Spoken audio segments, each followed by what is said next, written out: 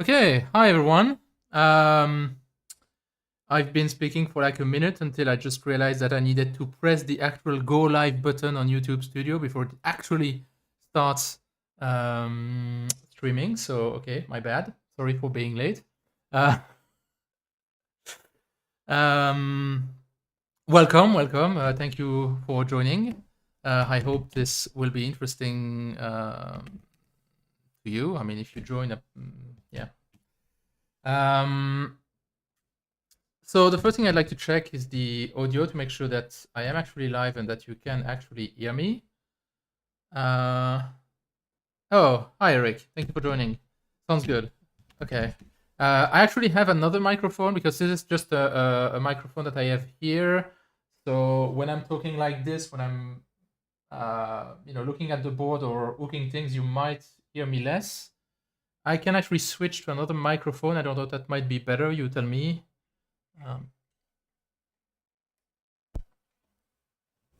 Okay, so this is my lapel mic. I don't know if it's better or worse than the previous one. Hey, hi Jared. Hi Tobias.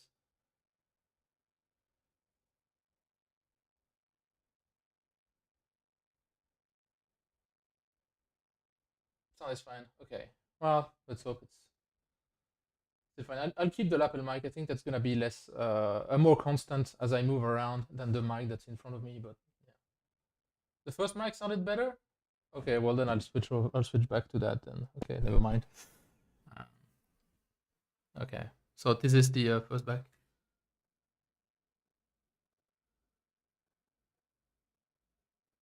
The first one. Okay, so this is back to the first one. So yeah, I mean it's a better quality mic, but I just thought it might be less stable. But anyway, um, let's get started then. So let me actually show you what we're gonna work on. Okay, actually I'm gonna start with SkyCAD.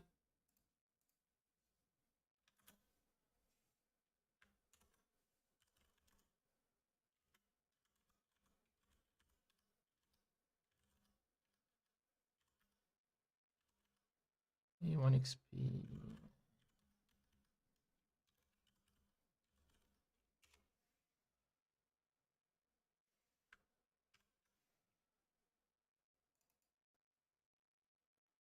Okay, so this is the board we're gonna experiment with today. And at the beginning, the first thing I want to test is basically the power supply. I haven't actually assembled. Okay, the zooming is a bit weird.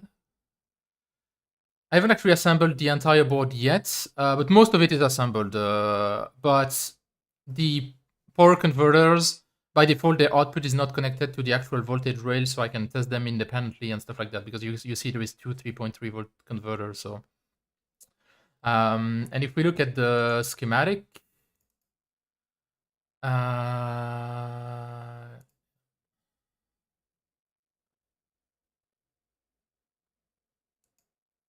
oh, okay, never mind. So the power supply in here. These are the three power supplies we're gonna be looking at. The top two are just classic buck converter.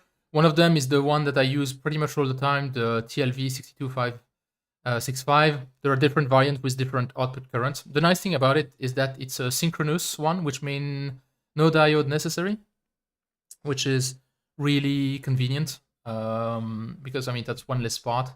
And since most of my projects are like one-offs or very low quantity, the fact that it's maybe a bit more expensive, I don't care about it. I actually also have another. So I both have like the official TLV part, but I also have this thing, which is the TP TLV62565, which is like a LCSC clone of the part, which basically the exact same part. And I want to see to compare if I can see any difference between them. Somewhat confusingly, the SMD markings are actually exactly the same, which means that there is actually no way to differentiate them like just by looking at them. Then there is another buck converter, which I've never really used before, but I wanted to test it because the TLV62565, the maximum input voltage is like 6 volt or something, which means it's nice for USB, but if I want like a wider input range, I need another part. And so looking around, I figured, okay, maybe this one looks interesting. Because it's actually widely available and it has decent characteristic, and so I want just to have a part that I can use in most of my design, and I wanted to just to test that one.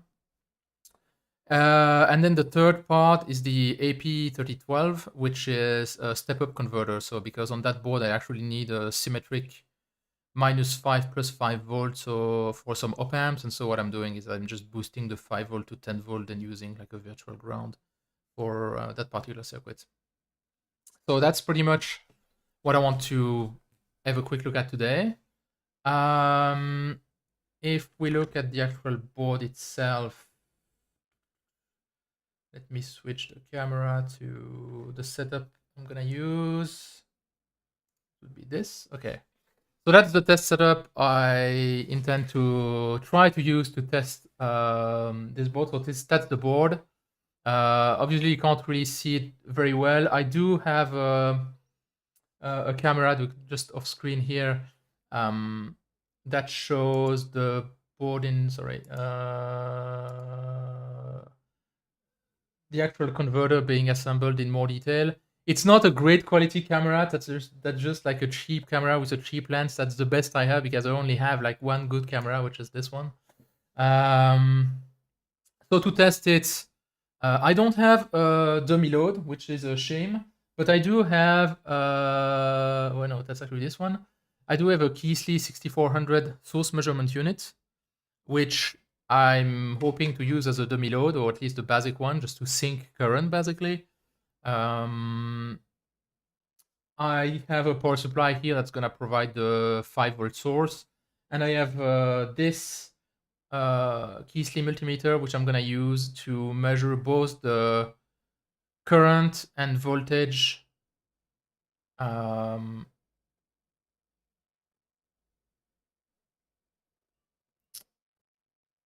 being fed to the converter, because like the amp meter in there is not very precise, nor the voltage measurement. It's like it's an analog knob. So I wanted something a little bit more precise.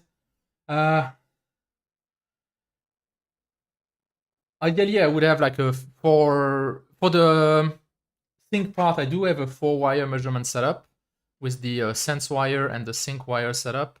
I don't have one for the multimeter, unfortunately. So there will be some loss in the cables, but my hope is that they're not going to be too long and too lossy. And we're not going to draw that much current anyway, I think. But yeah, it's not ideal.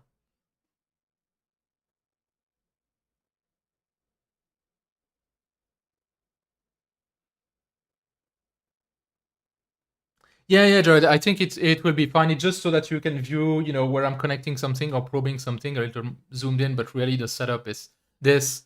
And yeah. So I hope you'll at least have an understanding of what I'm doing. So the wiring here is the power supply is connected to the multimeter.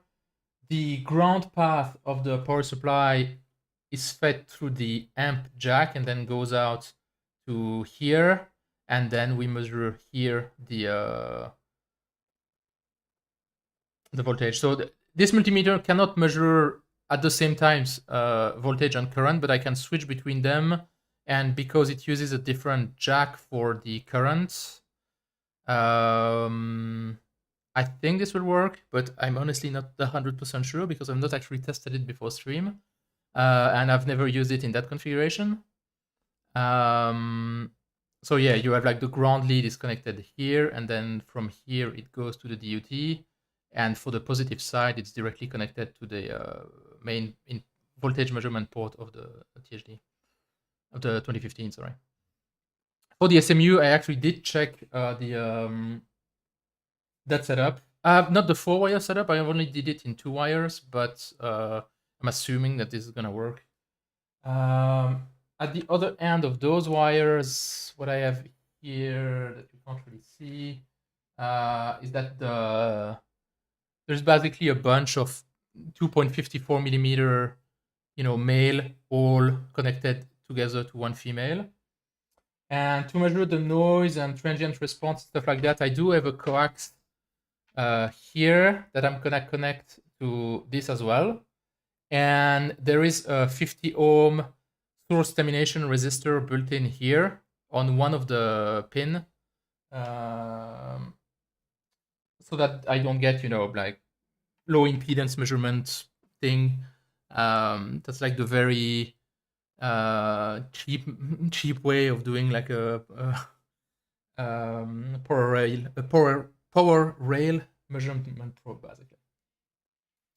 Okay, so one thing I did forget is I wanted to take like a desk multimeter to do random measurements. So I'm just gonna grab that first.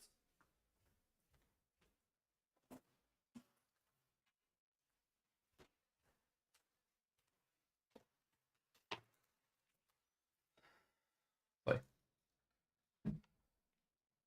Should have thought about that before. Yeah, you can see that more or less. And is that readable? Yeah, perfect. Okay. So I can do basic measurement before, doing anything fancy, basically. Okay, so the first thing I'm gonna do you guys have any preference with which device you want to test first? Hi, Richard. Thank you for joining.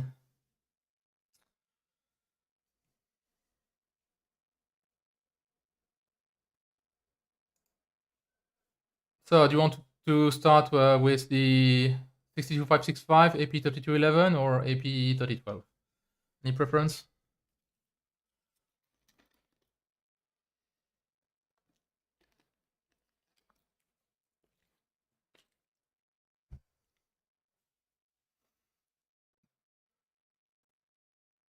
Okay. Well, okay. We'll start with the first 3.3 volt, the TLV62565. Okay. Well, good. That's what I picked. So. So the one that's actually mounted on this board is the Chinese clone. So yeah, we'll see how that behaves, basically. So the first thing I want to check is that it actually still works and that this setup somewhat works. So I'm just gonna first wait, let me actually switch back to this. No, this. Power on the multimeter. Okay, power on the power supply.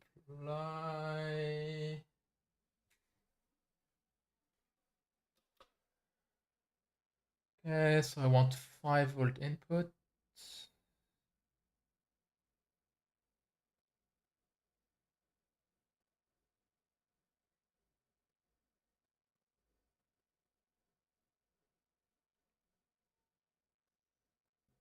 Close enough.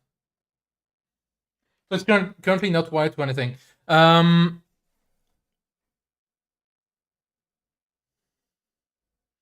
So if you look back at the schematic, you can see that the output of the converter is actually not connected to anything by default. You need to put a jumper if you want to power the rest of the board. So that's I can look at the output unloaded and put my own load and stuff like that without being annoyed.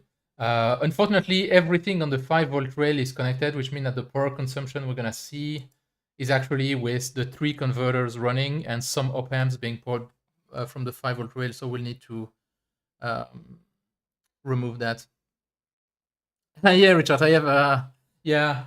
I mean, yeah, the scope and that of the power supply are HP. I actually have plenty of the HP gear, but not relevant for this. So yeah, for another stream, I guess. So let me actually connect the input and not swap the polarity. For once, I actually bothered labeling things on the board. So here.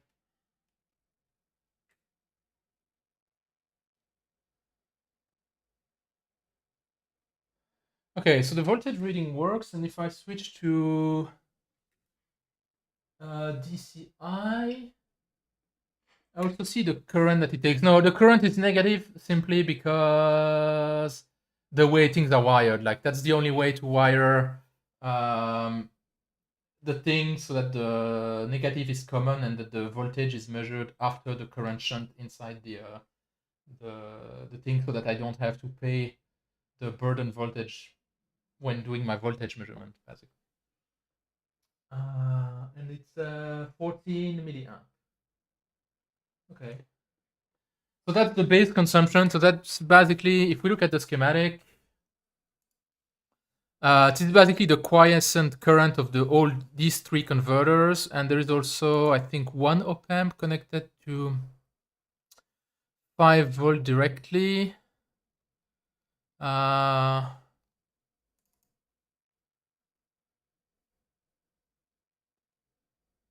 think this one. Yeah, this one is connected to 5 volt directly. So we have like a couple of op amps wired up to it, and that's probably most of those 14 milliamps actually. So during the efficiency computation, we need to actually remove that current. So I'm actually gonna write it down so that I don't forget. Actually, I'm gonna write it down here.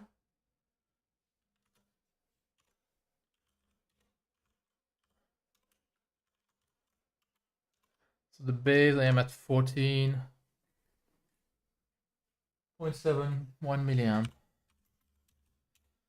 And then voltage 5.06. 5.06. Okay.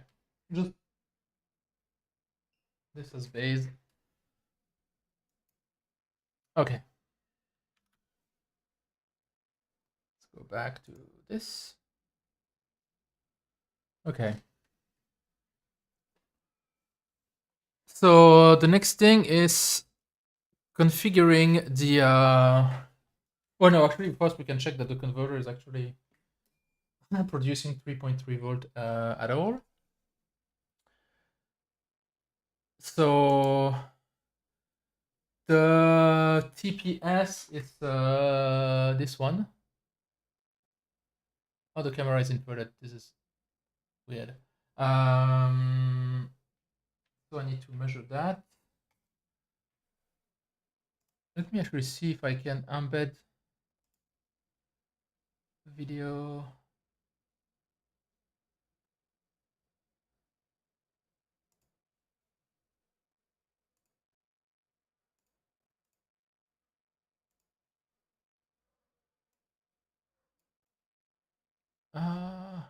Where can I put this? Okay.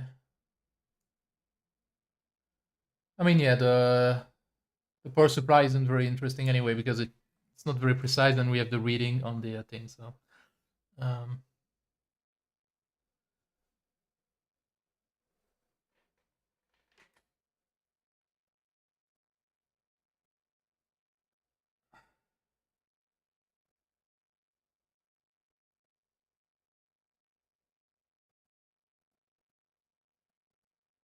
3.405.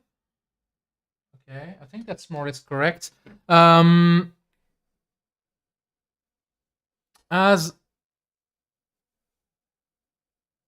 3.4 volts.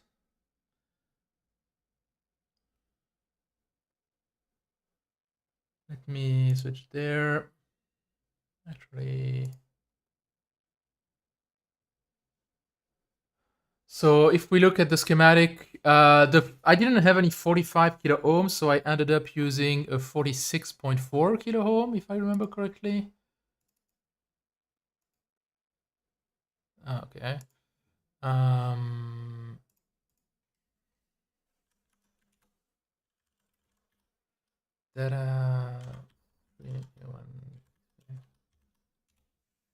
Yeah, R197, I put a 46.4 kilo ohm instead, which is probably why it's not 3.3 volt exactly.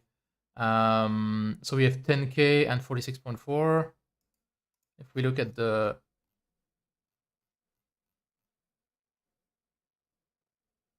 Yeah, okay, that computes R1. That doesn't.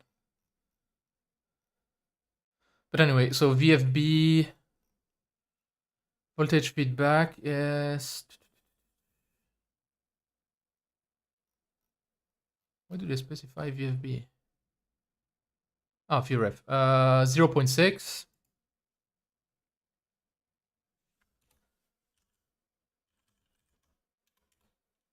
So 0.6 multiplied by 1 plus 46.4 divided by 10, if I'm right. 3.384, and we have 3.4, which is, yeah, sounds about right. Hey, thanks for joining, Sanyi. What script was that? What script were you talking about? I didn't actually use any scripts yet.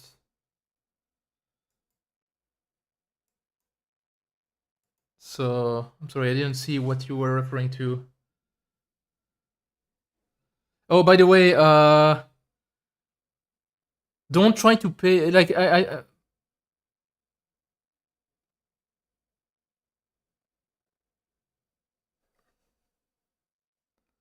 the left CMD. I just started IPython. That's all.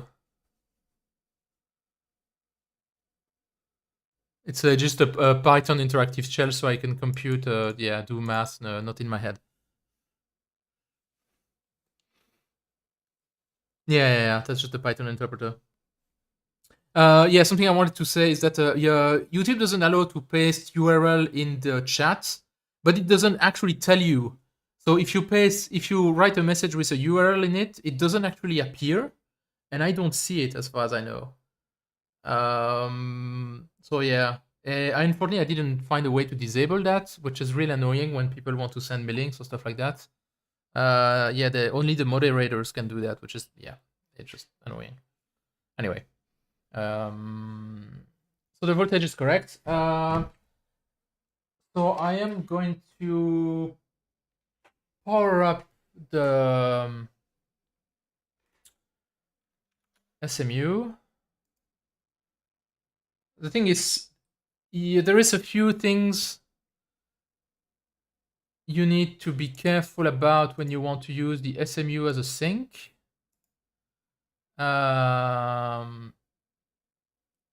Source measure concept.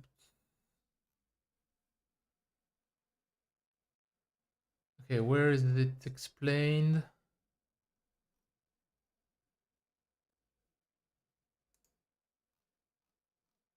Sync operation.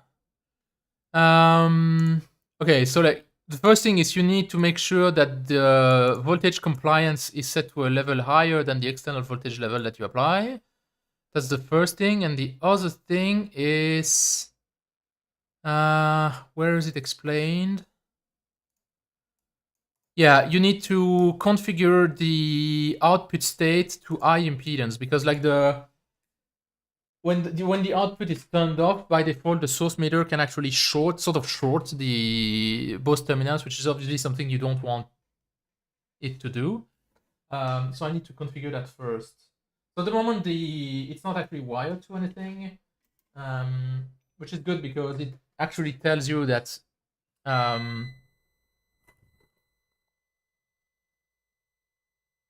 okay.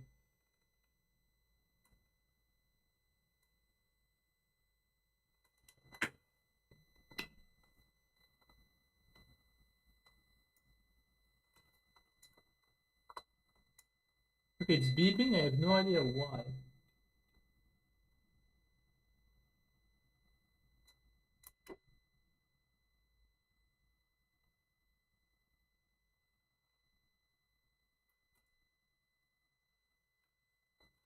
What the hell is beeping? It's not the.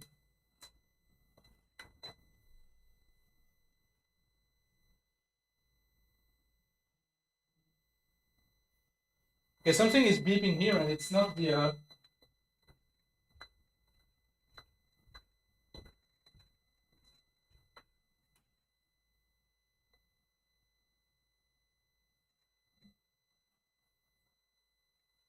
Oh, it's my UPS. What the fuck happened?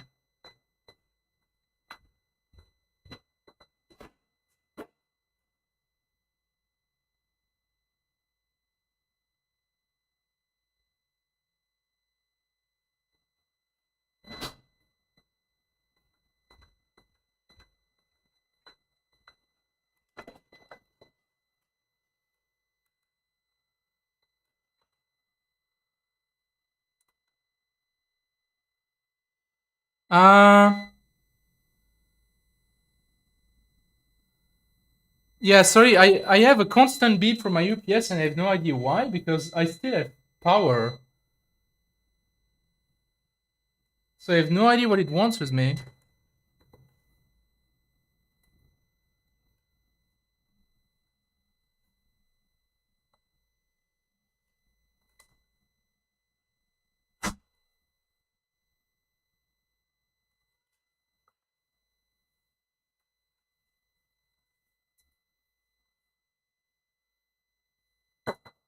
What the fuck?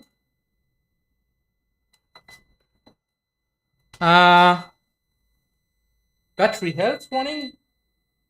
Yeah, it shows the right time to do a battery test. The question is, how the fuck do I cancel that thing?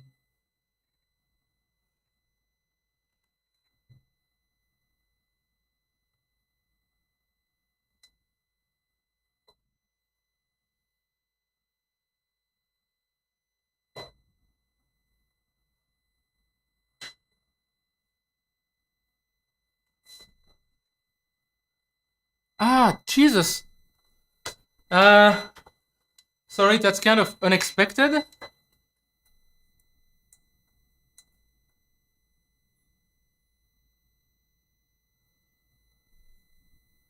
And I have no idea what to do about it. Yeah, but the thing is, low battery warning should only happen if it was like on battery, but there's power.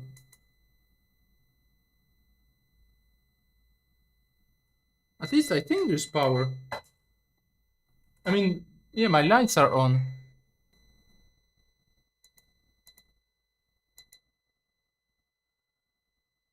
I'm gonna try to unplug it and replug it on from the wall, but that might actually shut down the streaming PC. So if I disappear, yeah,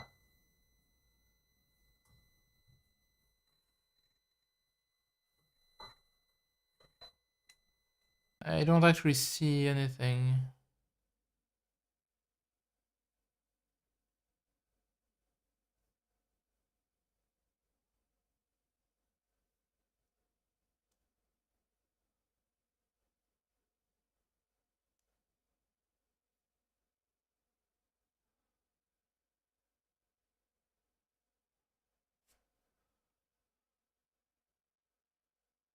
Okay, that might be back. Anyone in the chat?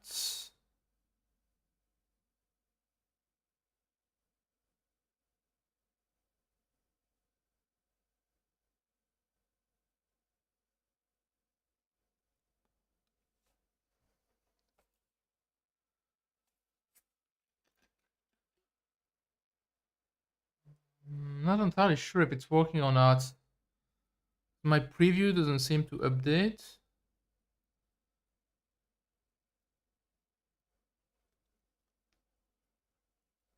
Hmm.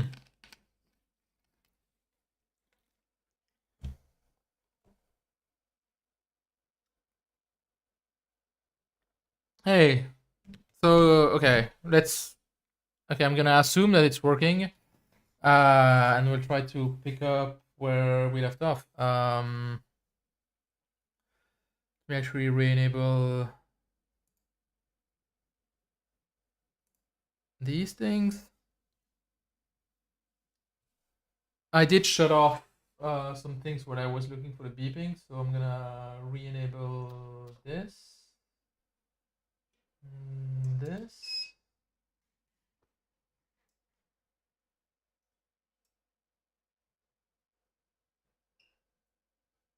Okay, so data is still correct. And I'm gonna re-enable the source measurement unit, and hopefully it won't do the same thing as it did with the last time.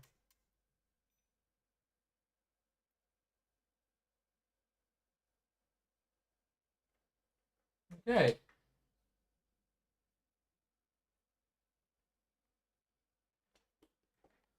So that looks fine. Yeah. So, sorry, I couldn't even re-enable everything because for some reason I can't connect to my NAS, which means I had to stop the local recording because I can't record locally without the NAS. So yeah, I won't have any recording on the stream, but that's fine. Yeah, so I wanted to configure this.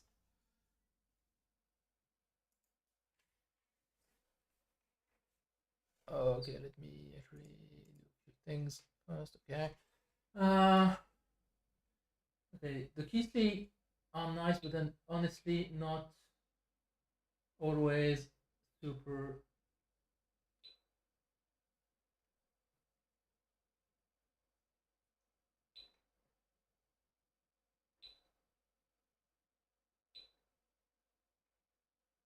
Okay, so that's the first thing. The second thing is I want to source current, and I want a compliance voltage. I'm gonna set the compliance voltage to 11 volts.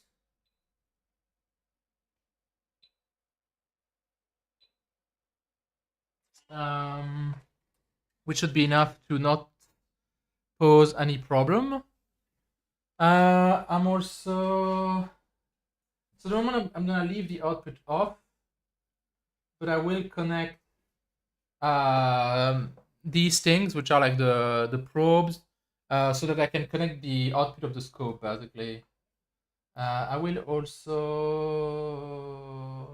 no, actually I won't do that yet. So let me wire that to the output of the TPS.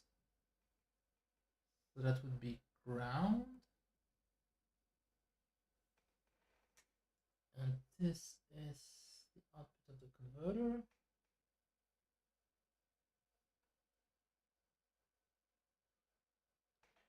Okay. And then I'm just gonna connect the coax. Definitely not the best connection ever, but it's gonna be fine for.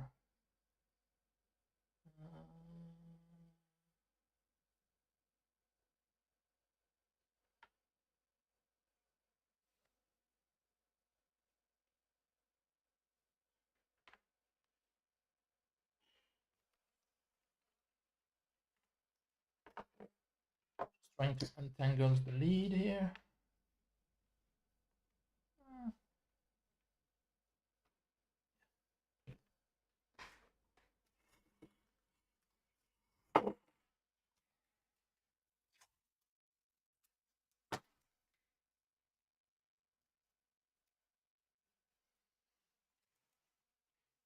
Okay. So let me actually add.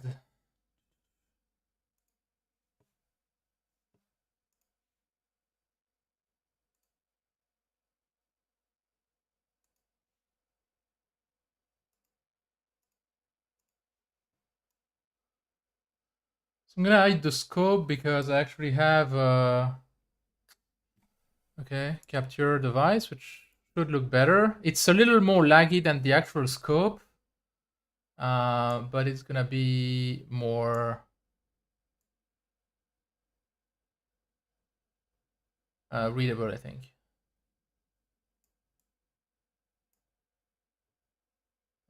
Yeah, that was good. Okay.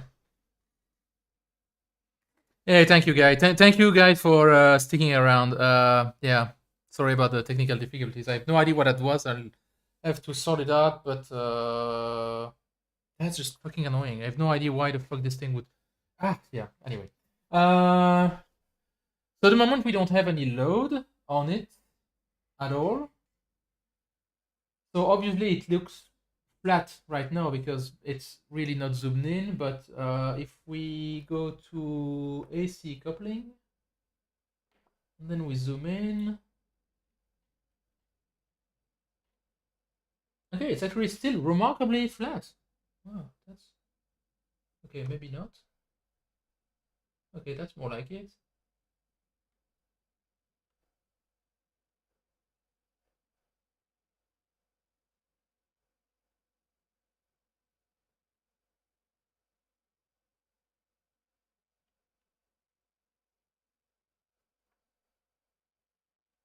Yeah, so that's the output of the converter at the moment. Okay, wait. What am I gonna do?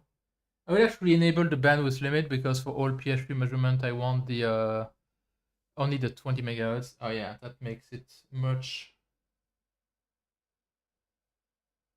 easier to trigger on. Okay.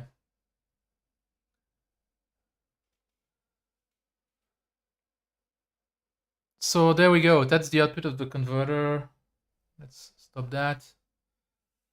So it's about 10 millivolts, I think. How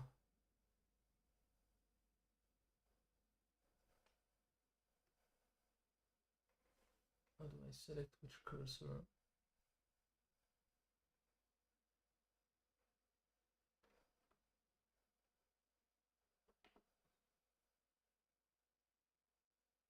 Yeah, it's like 11 millivolts. Oscillation, which isn't too bad. And it's probably at a fairly low frequency at the moment. Yeah, like it's 500 microsecond per diff, so it's like 1 kilohertz, and that's the pulse skipping mode of the converter, right? That's why it has like this low frequency of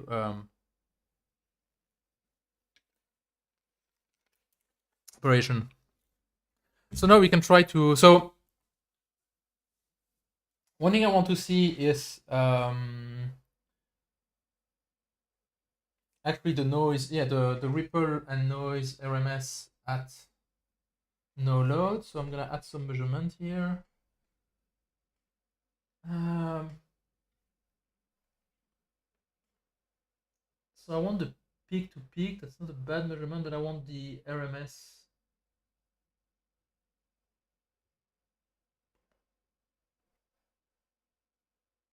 Oh wait, no, that's not what I want to do.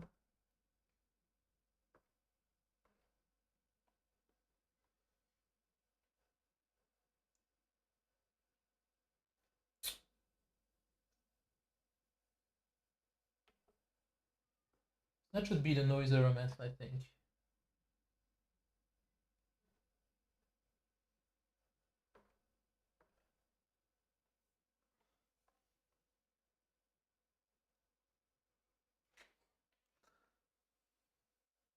The load currently there's no load, so no load. So yeah, it's just the pulse skipping mode, like the base voltage, basically. And so I'm gonna write that down. So you can't see me writing that down, but that's really not that interesting to see me in an editor anyway.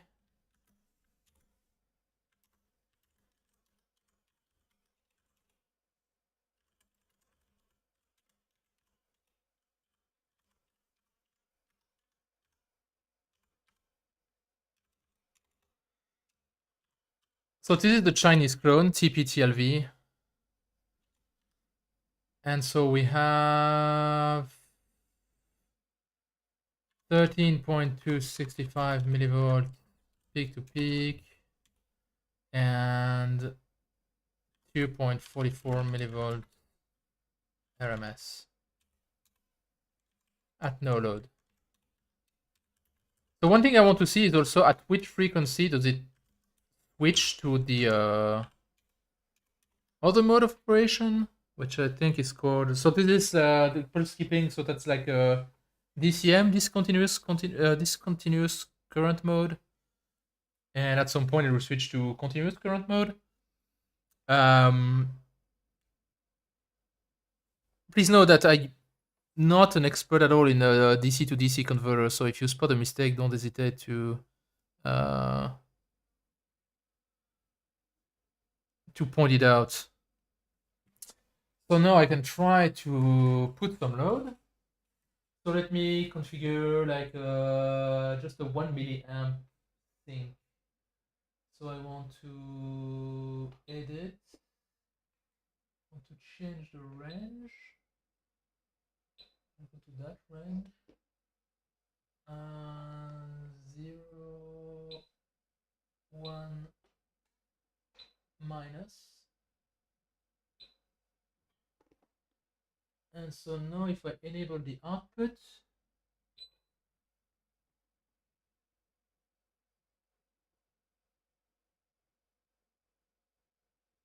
it should be syncing 1 milliamp. And it is.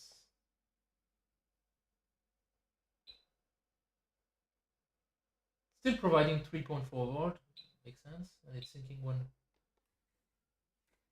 milliamp, or nearly 1 milliamp. I mean, that's fine.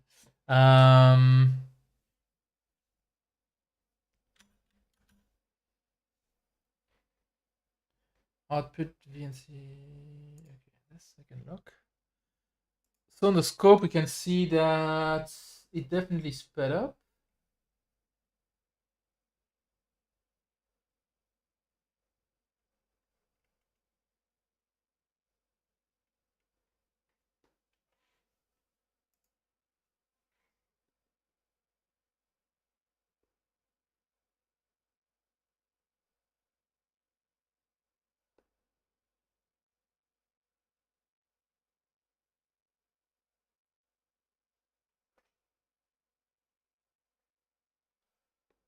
I'm gonna reset the statistics.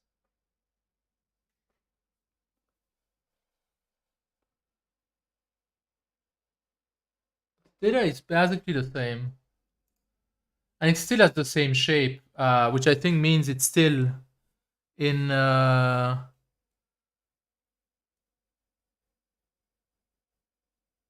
continuous in this continuous mode. Sorry, I need to ban some guy.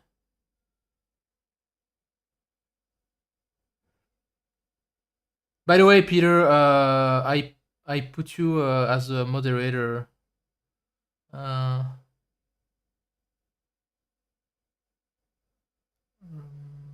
Remove, yeah.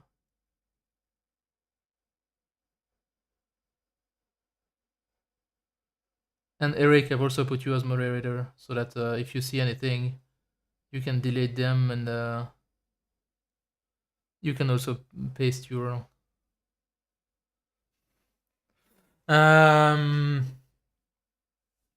Okay, so that was 1 milliamp load, and that's basically.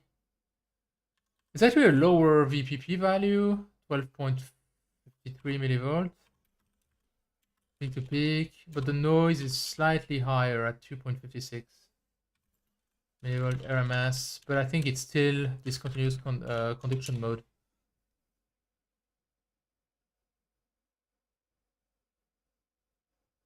Yeah, it should be, because it's a fixed frequency device, so it should be at around 1 megahertz, and I don't think it's nearly there yet, but I think it has a slight, like it's slightly less sharp. I'm gonna try 10 milliamp.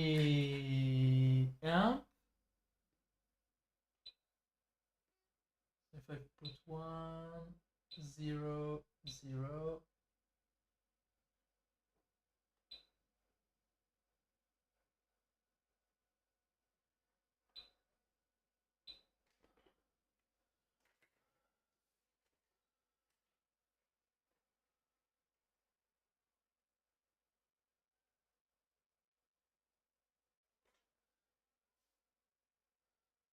So what frequency is that? That's still not the 1.4 megahertz oscillation, because at 1 microsecond per division, it's still like a lot of divisions.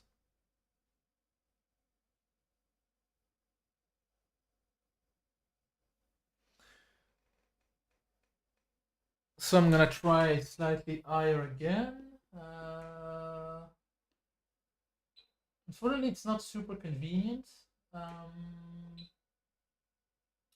Like I don't have a knob I can turn or something. let's say 20 milliamp.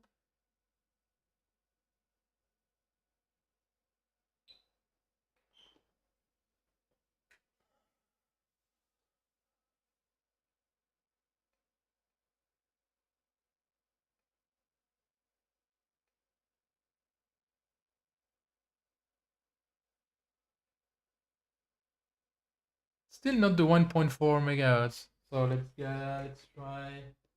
Still not putting 3.4 volts. Ideally, I'd like to make some efficiency measurement, but for that, I'd like to script them. I don't really want to manually script them. So I actually have a GPIB to Ethernet connector, converter connected to both the devices, and they have their GPI address configured, so that we can try to quickly script that. The Keithley can actually step by itself, but it can't collect the measurement from this. I think the newer, more fancy can do that, like a cross instrument and things like that. But like I don't have the fancy ones. I only have the old ones. So I wanted to try 30 milliamp minus 0.3.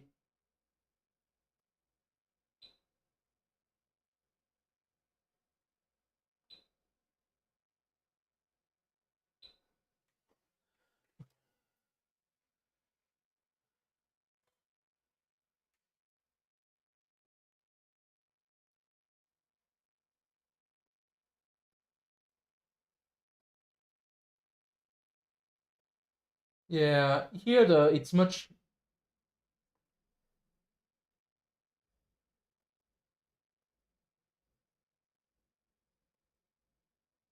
less regular than the when it was in a.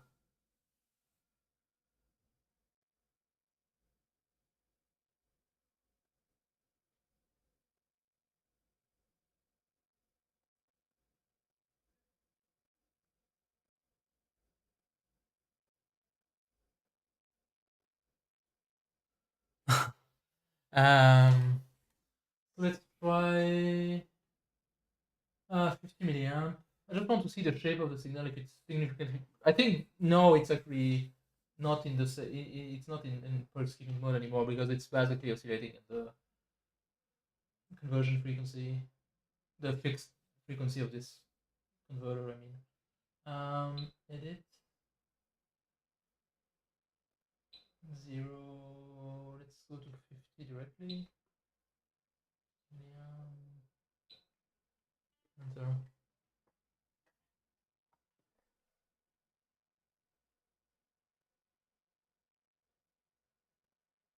Oh, that's interesting.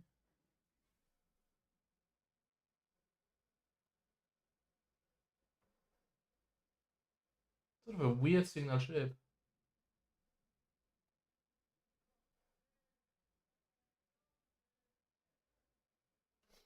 Um,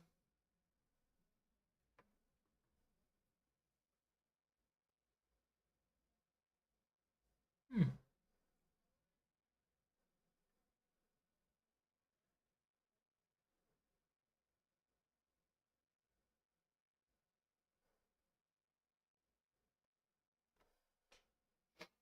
Statistics, reset statistics.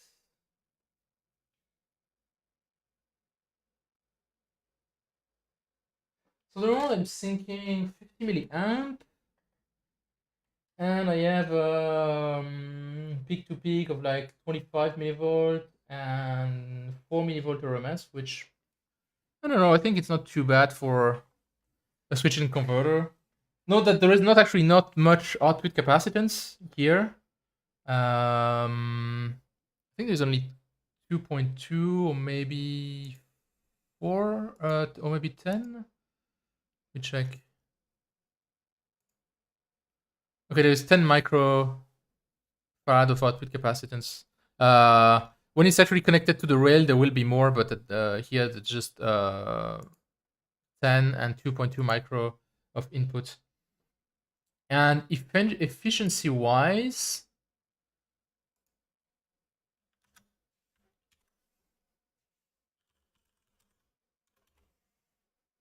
at the input we're burning 50.9 milliamp, but we have to subtract the 14.7 milliamp of base power consumption that is used by other part of the circuit. And we are at 5.04 volts.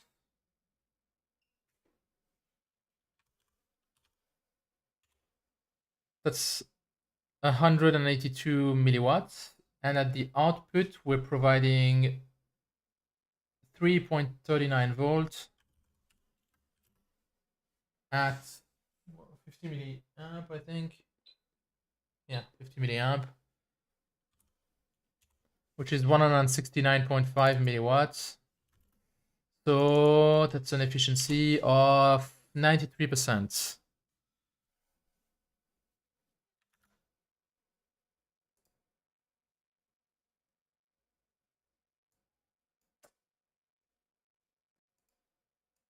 That's the math. If we check the curves of that device,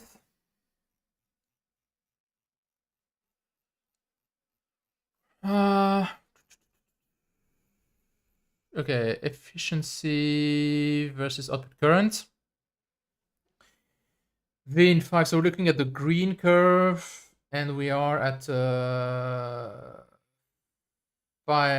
50 milliamp. So this would be around here. Oh, look at that. Like, that's pretty much bang on 92%. Like, there is 5 divisions, so that's like 2% per division, and we like right at this intersection with the 50 milliamp. So, okay, we like bang on spec, which was pretty good.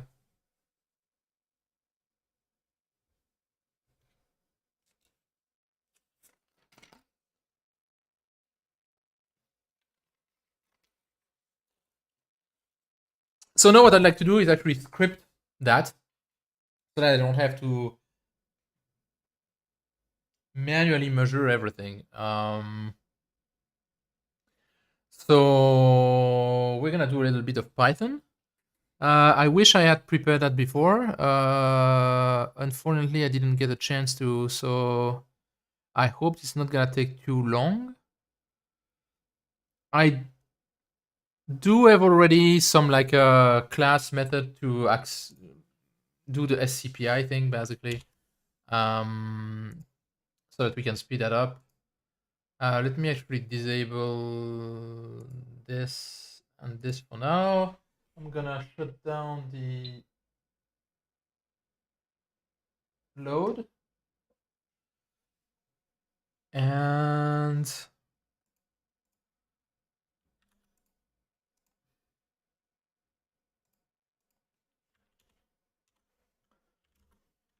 data stream. Okay. So I need to first copy the script I have from my laptop to here.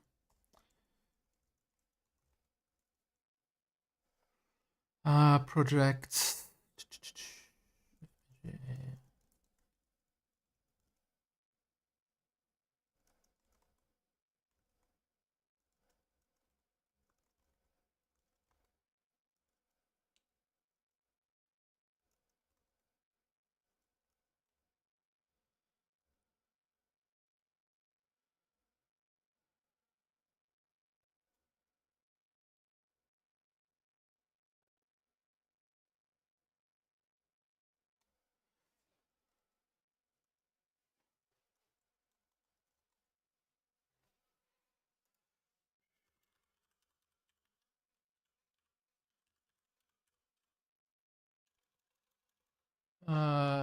Yeah, I don't know.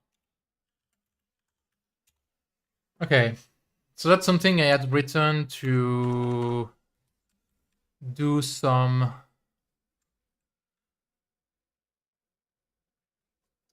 run a sweep on the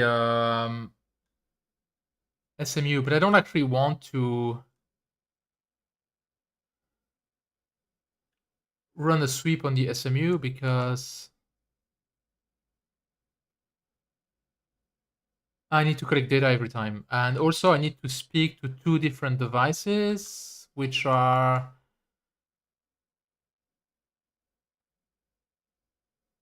connected to the same GPIB thingy. Ideally, I'd like also to collect the measurement for noise and peak-to-peak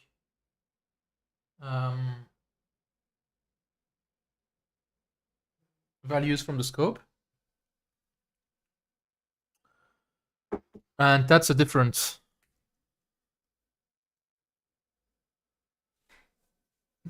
thing.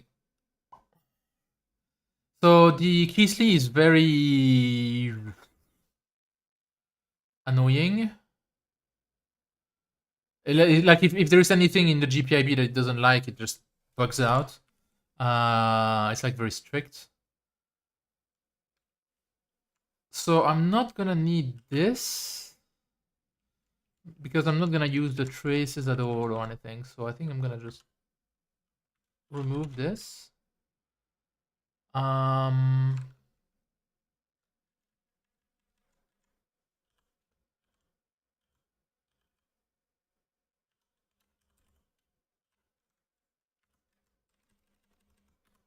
I have only one GPIB link, and the network to GPIB that I have does not support connecting to several devices at once, so that's not gonna work out. I can remove this.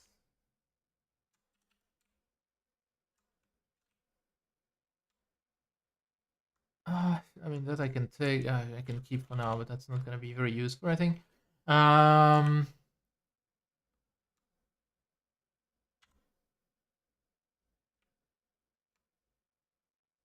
So what I think I need to do is to basically switch the address every time that I want to speak to another device.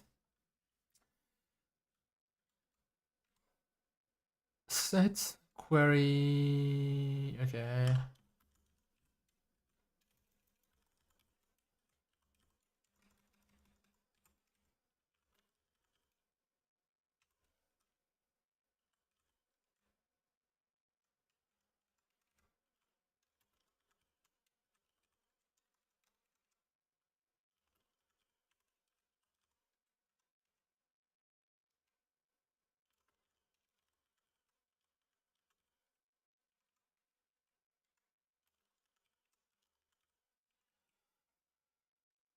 Okay, and then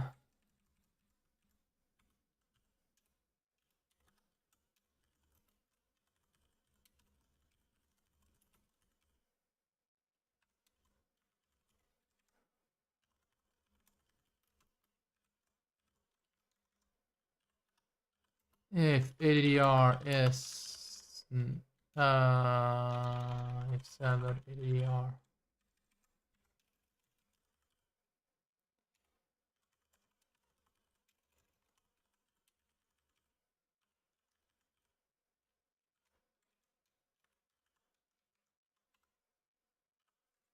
I don't want to set it every time, but if it's different from the one we request, we switch to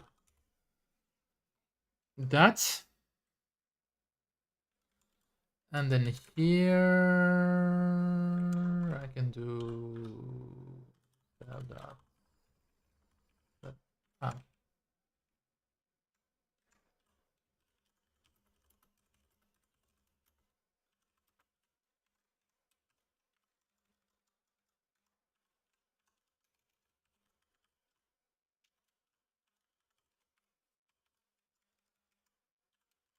Something like that, I think. So I need an actual address because I use this on my laptop, and my laptop has some stuff set up in a TC host, which my workstation does not at the moment. PIB, so the address is 192.168. 192.168.1.20.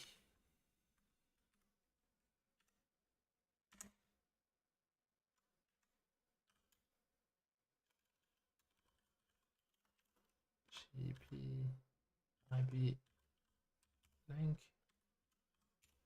Okay. So I can try that.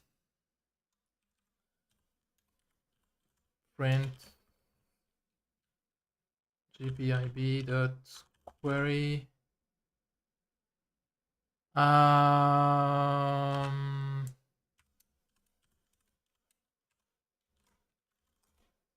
This.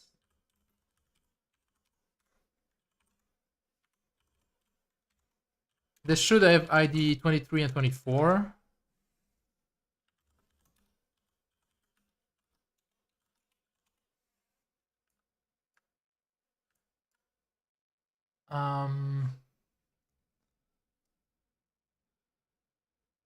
Thank you for the moderation.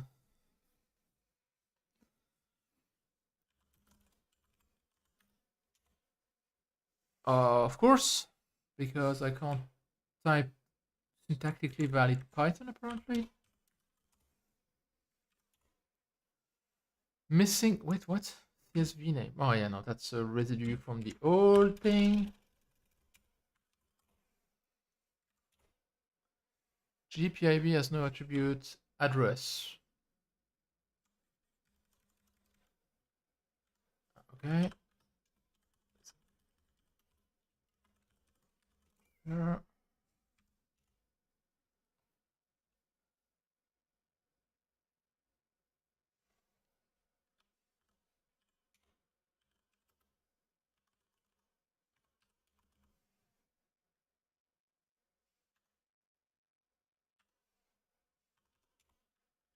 Yeah.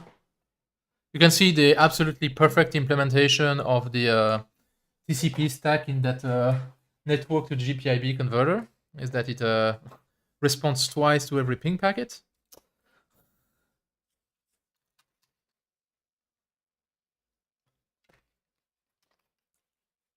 For info, like the converter I have is the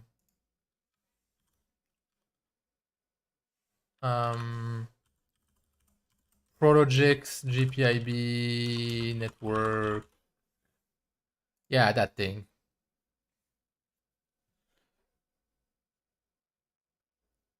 Which I did not pay 604 euro for.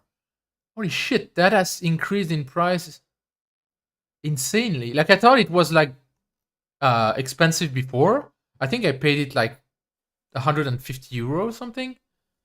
But like 500? Like, are you kidding me?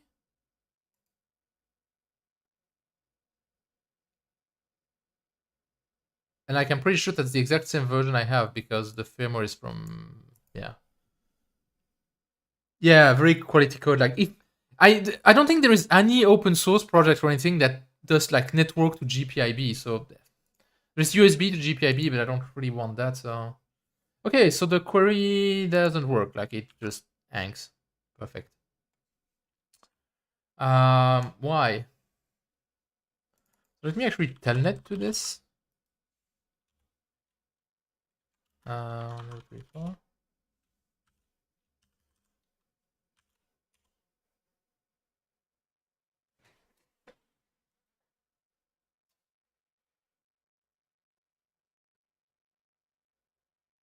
I think I'm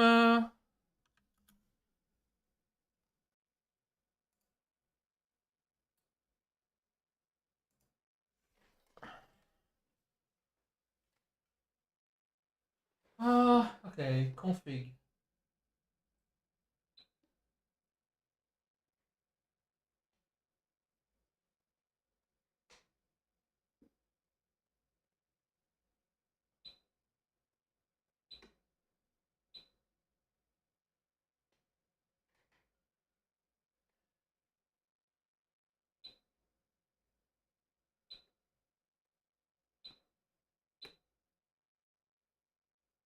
So it is address 24. That's correct.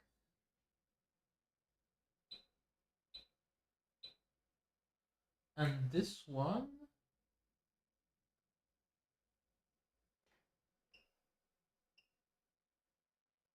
GPIB on address 23. So What the fuck?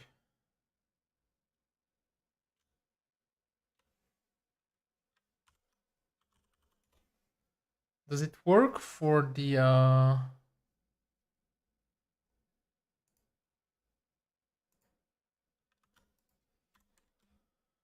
so when I do address 23 first, I'm gonna try I never tried talking to the multimeter using GPIB, but I definitely talked to the Keithley using GPIB. Yeah, it's insane. Like $300 even for the USB one. I have no idea. Yeah, but at least for the USB version, I think there are some open source projects that do something similar. But for the network one, I don't think I've ever seen any. Wait, they don't respond to IDN or something.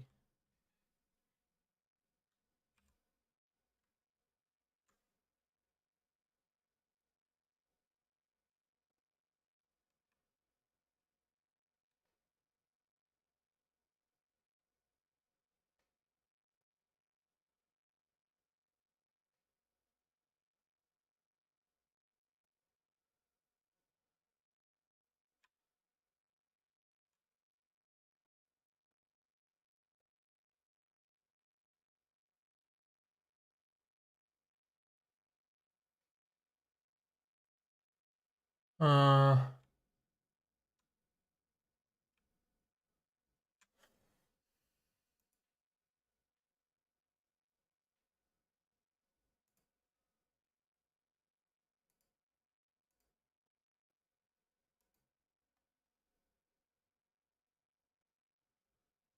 does it respond to IDN?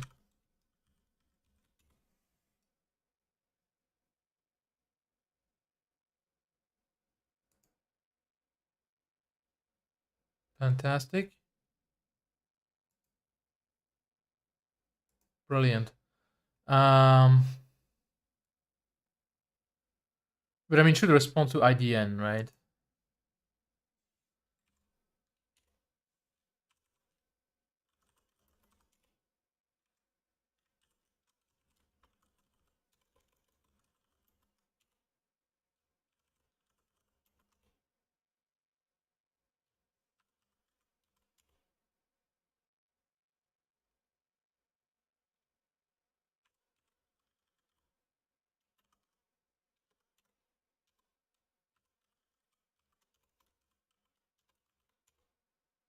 Hmm. Is this thing on? I mean, it's connected.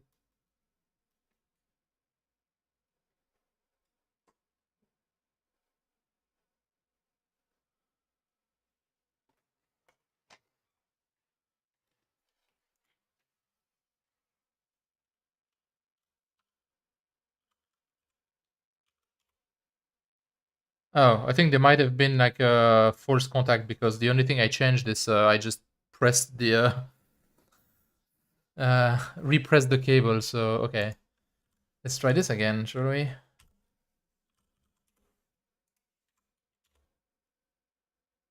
Yeah.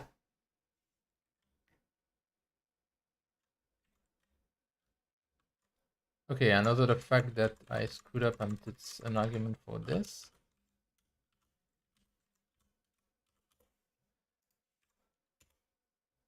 Ah, look at that. I can talk to both instruments. Fantastic. So no, the only thing I need to be able to do is change the source current.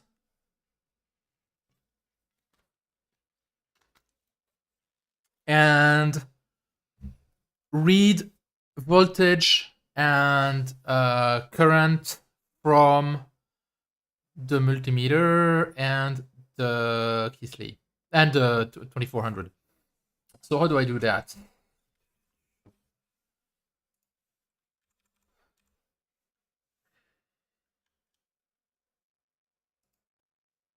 So let's look at taking a measurement in the 2015 basic measurement. SCPI command reference.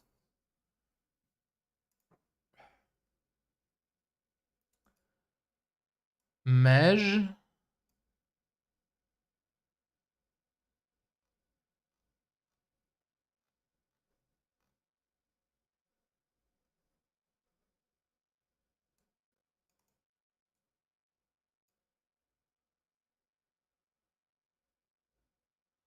Okay, so it's gonna be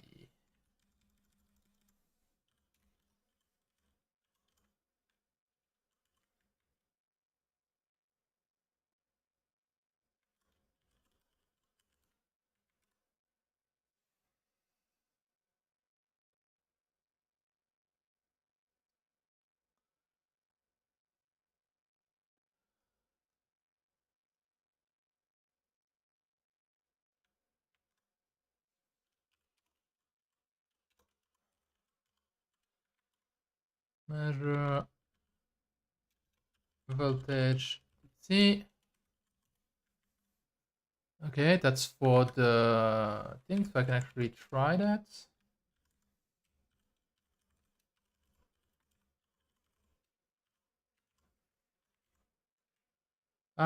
It's gonna be a float, right? So I can do this.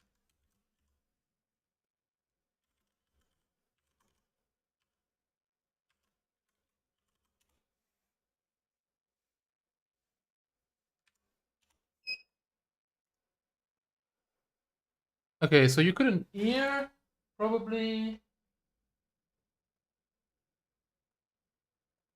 but something beeped, which is probably the 2015. The question is why.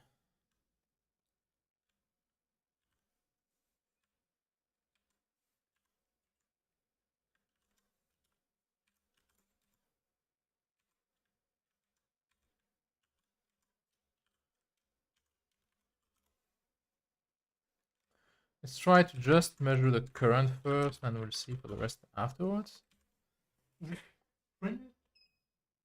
Okay. Yeah, I will enable the overlay because it's actually displaying some stuff. Okay, you'll have to look very carefully. Where it says error -101 and then error -420. Who picked 420 as an error code? Anyway.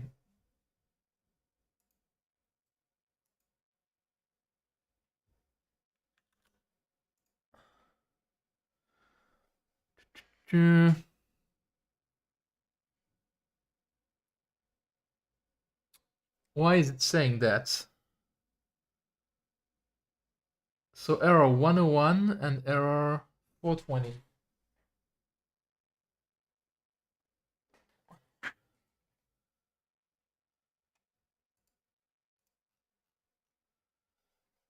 .420 is query unterminated.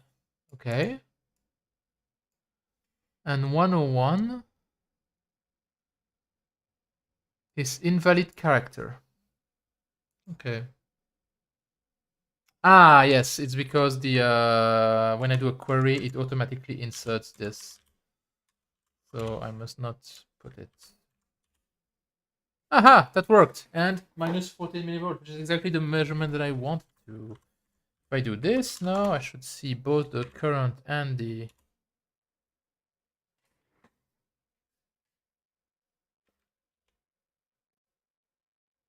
Yes. Perfect. So that's for the THD 2015.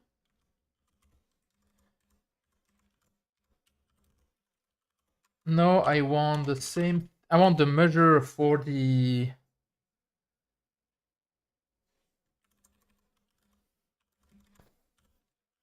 Other one, which honestly might be the same because I'm not sure, but let's have a look at the Series 2400 manual, SCPI command reference, display format rules to static. Isn't there a measure?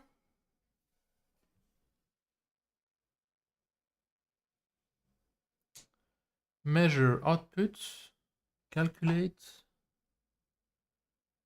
It's sense maybe.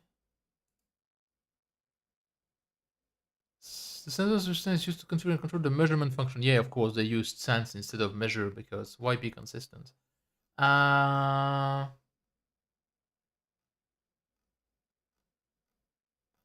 I don't want to change the configuration. Like I'm not gonna bother trying to like have the instrument set up from scratch, it's configured and stuff like that. The only thing I want to do is change the current,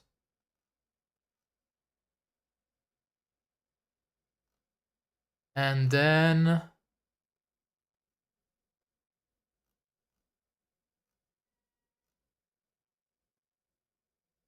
like yeah, I'm not gonna change the range. Like it's fine. I can all the currents that I'm gonna set, I can set them in the same range because like sure you can have better precision if you change range, but I'm only gonna test current like up to maybe 100 or 200 milliamp, which is all I'm interested in. Uh,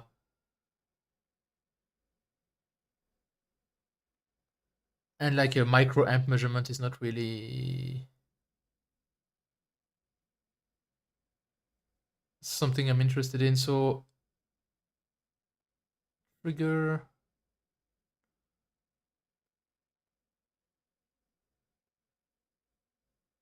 Okay, I mean I this is interesting for later, but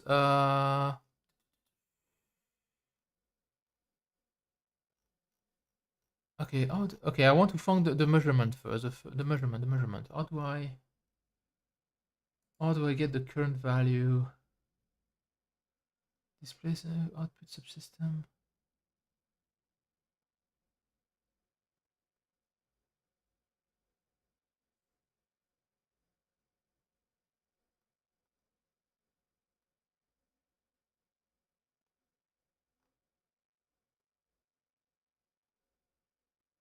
Huh.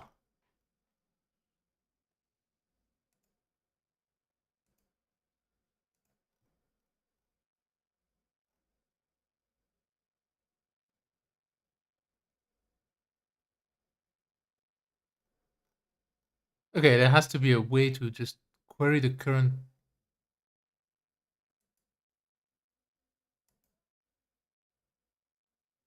Am I blind here?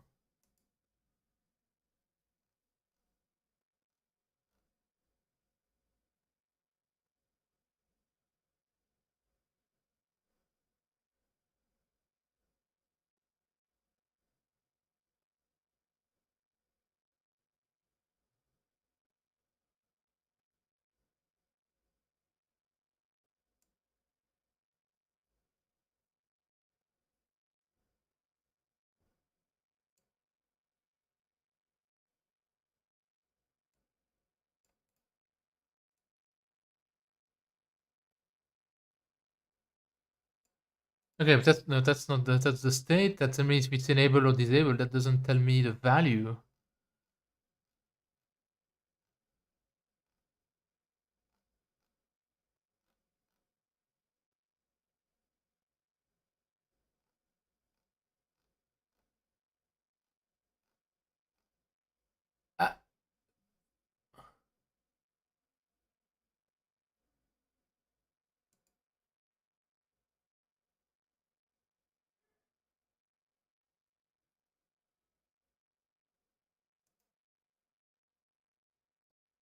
Ah, okay, measure. Okay,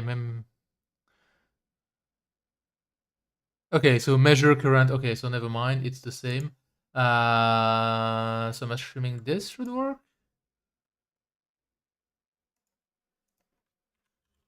Should have tried it. Just okay. That does not exactly work because this seems to return more than.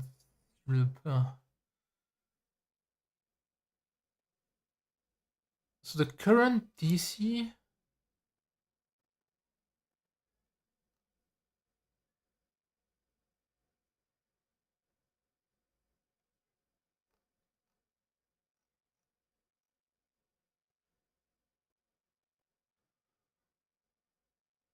This command combines other single command to perform a one-shot measurement and acquire the reading.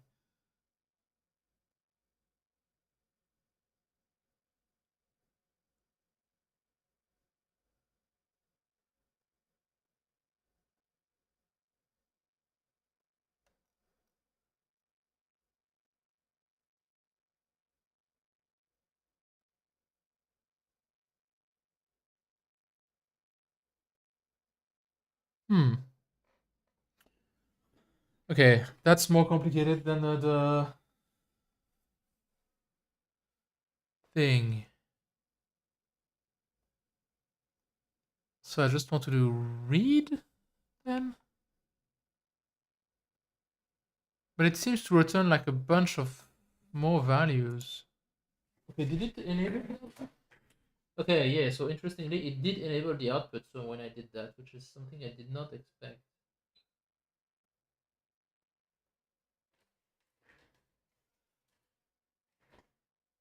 So that's actually the current. And then I have no idea what the other values are. Um,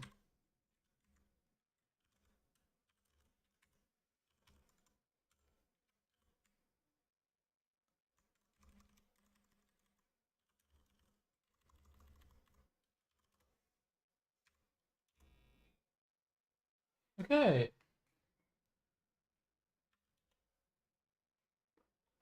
So this is through an error code.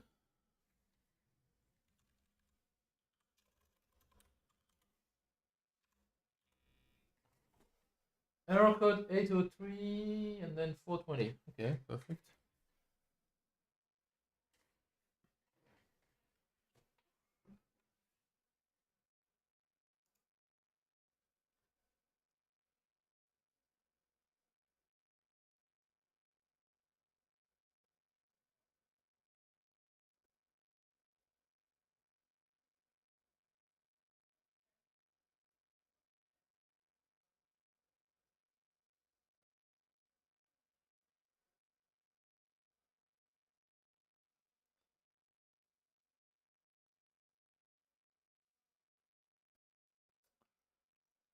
Okay, maybe I can just do fetch instead of read. Ah, not what I wanted to do. Okay, first I'm just gonna do query, not query float, so that I don't have a Python error. Fetch. Okay, so fetch.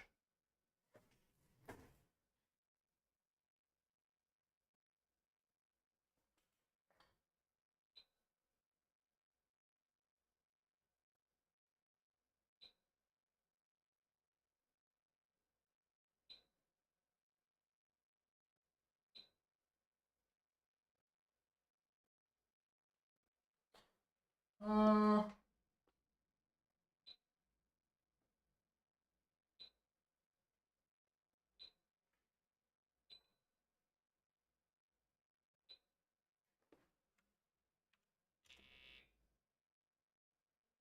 okay, interesting. That didn't work.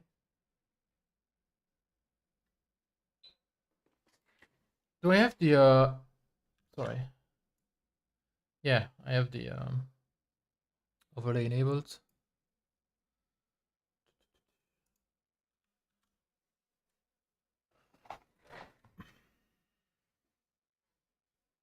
So if anybody has any idea how to get a reading from the Keithley 2400, please speak up because at the moment I must admit that I'm a little bit confused by what the manual says.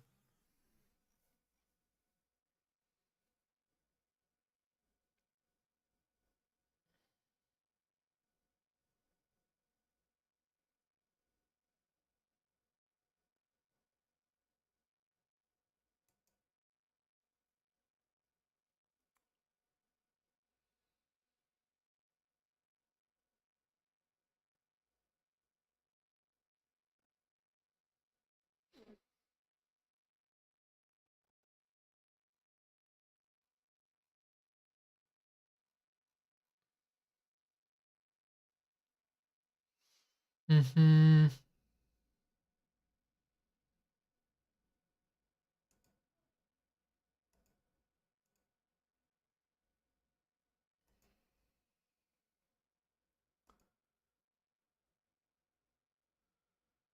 Trigger, test, subtest. And like, what is the format of the data that I get back? Because like I get a bunch of, I mean, when I can read something, I get a bunch of value and I have no idea what they are. because that seems sensible. That seems like that's the current, but that's basically infinite. That's basically infinite. That's I have no idea what that is. That's 2,900. Like, and that also doesn't make sense. Like 3,000, no, 37,000. 37,192. What the hell is that?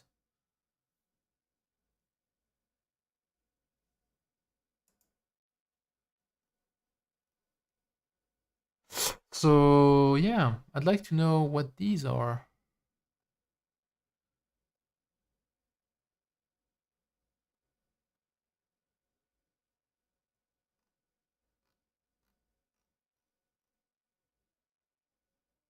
I mean, okay, okay. Maybe I can just drop the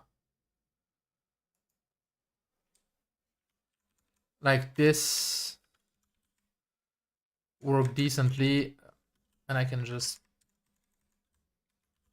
so I don't lose any time. This actually enables the function. The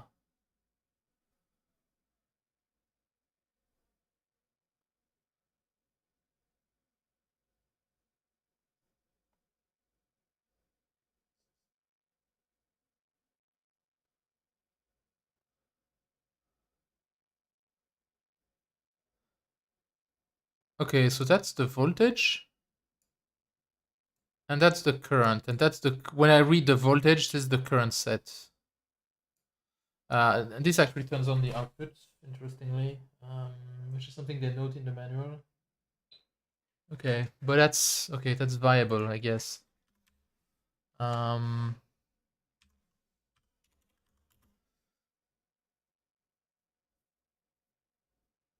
so no, we can. I know we still need a command to actually set the thing, but okay. Let me actually. Um,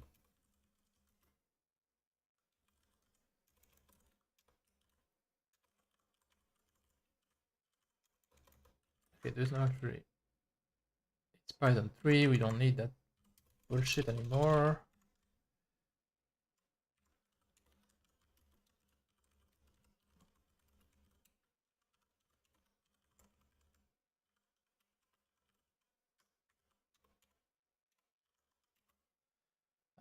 THD. Hmm.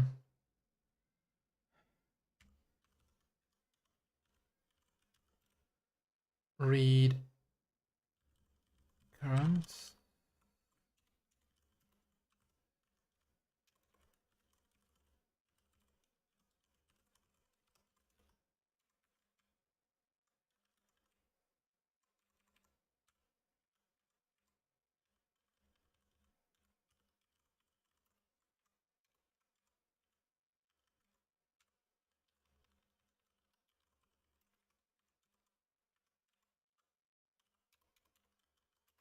So how is this Keithley 2400?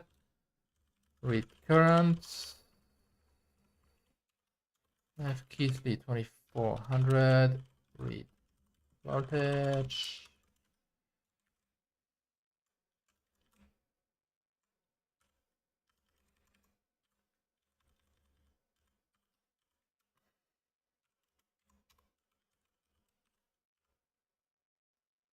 So I can split this and then convert all to floats. Return float R01.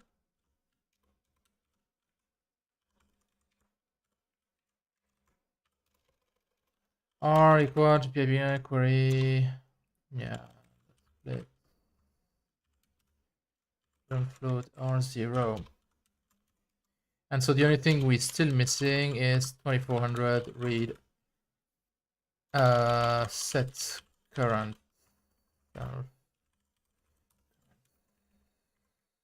It's gonna be self the GPIB, self the GPIB.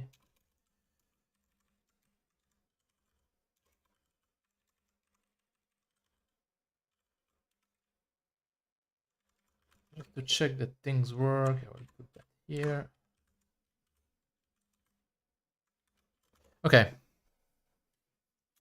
So hopefully you followed vaguely what I'm doing. If I lost everybody, please tell me so that I can try to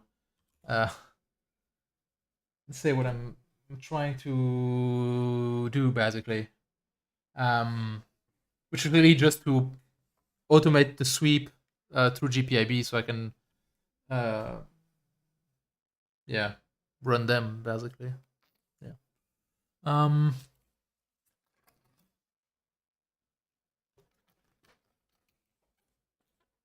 Without having to do everything by hand.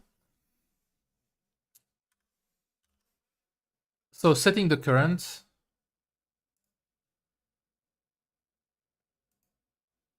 Um,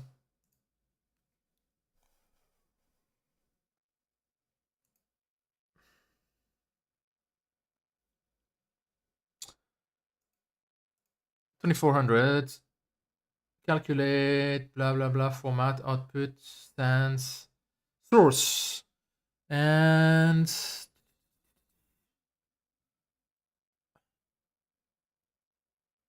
I don't want to configure a sweep. Set amplitude for a fixed source.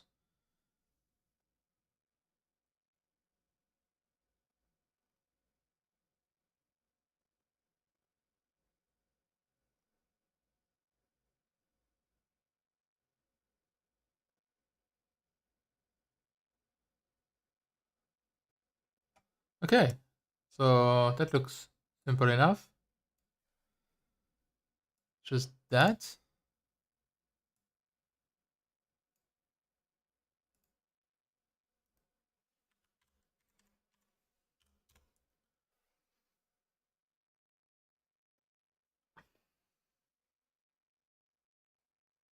Yeah, I mean, I've used automated sweeps to do a bunch of things.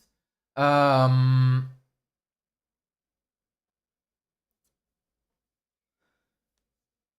and like the Keithley can actually make sweeps by itself. That's actually how I plotted something like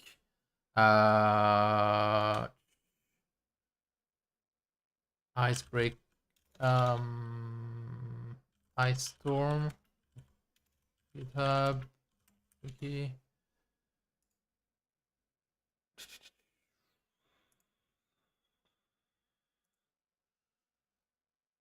Like for instance, I plotted these things which are like the completely unrelated, but like the driver characteristic, the IV curves of the UP5K driver for the upside and the downside driver, and I use like automated sweeps entirely on the SMU because it can sweep by itself and record all the data points.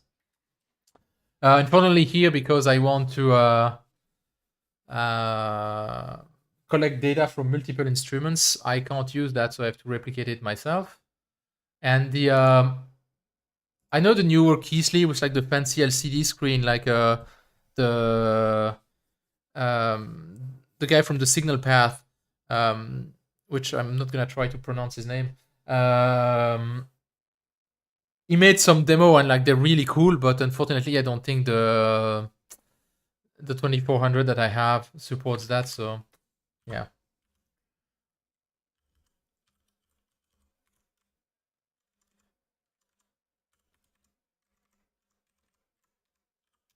So let's try GPIB dot set source current level immediate indeed amplitude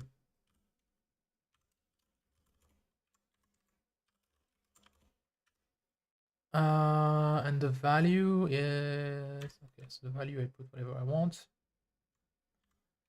And so let's say I want 0.25 milliamp, 0.025. Let's try that. Let's try if it switches to 25 milliamp.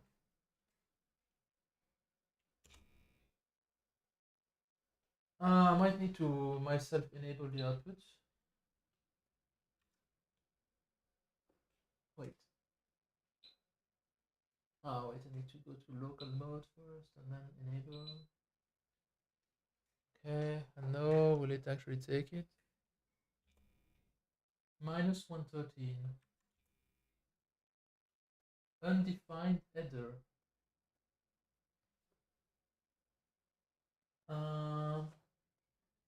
Okay. Undefined header. That's so helpful.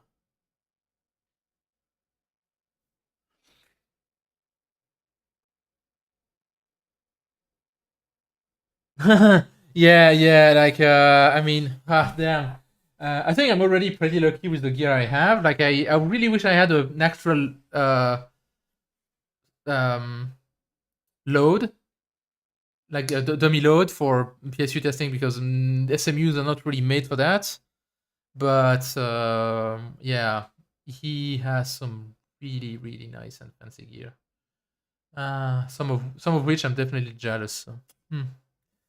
But hey, I wouldn't make good use of it anyway. But you know, it's nice to have. So. Anyway, back to this. Yeah, it doesn't like my command for some reason. And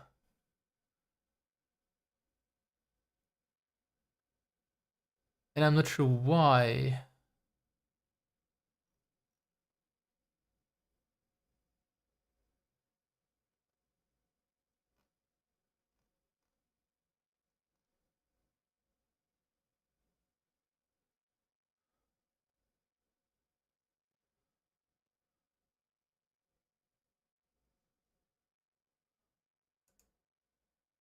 Source, cur, lev, im, amp.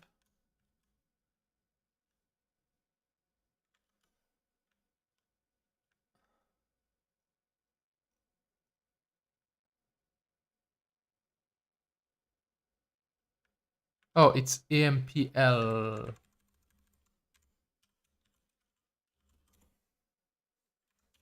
Ah, that worked. I think. Yes. E-source, 25 milliamp. Yes, that worked. Perfect. And the other interesting thing is that you can actually that I've seen just seen right now is that you can actually change it on trigger, which I'm hoping is gonna be useful to like evaluate like transient response and things like that. But I want to run the sweep first, and then we're gonna see about transient response because I can connect the coax between the trigger output of the SMU into the trigger input of the scope, and hopefully try to trigger on that, which would be yeah nice if that works. Okay, so I can do this. Um,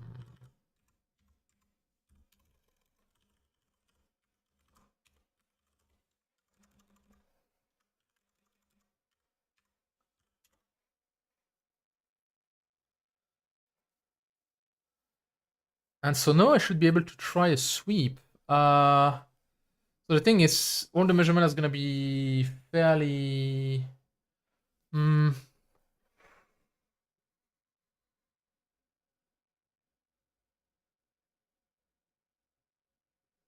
So what I'd like to do is like from 0 to 10, like every milliamp, then from 10 to 100 every 10 milliamp, and then from 100 to let's say 500 milliamp. Uh,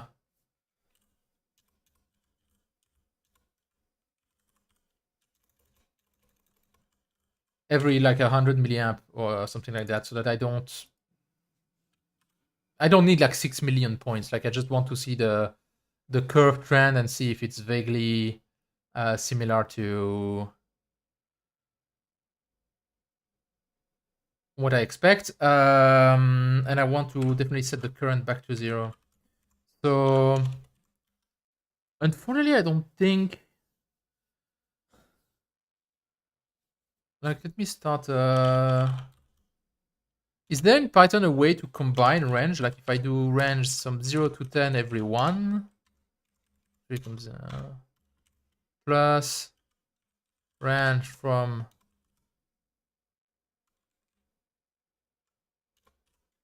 10 to 100 every 10. And that doesn't work, right? But I can do this maybe.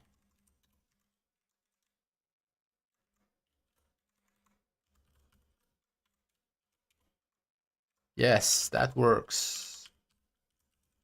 Then from 100 to 500 every. Okay, let's do 50. That's so many measurements. 27 measurements. That's reasonable list, right? I think. Except I want to go to 550 because I actually want 550. Okay.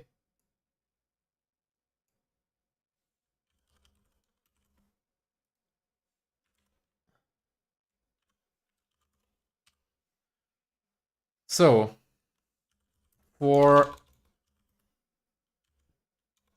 set current in points,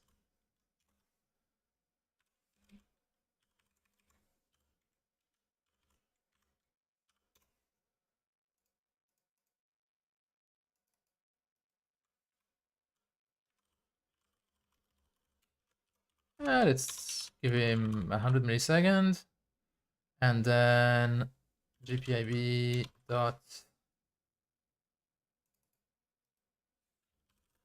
this.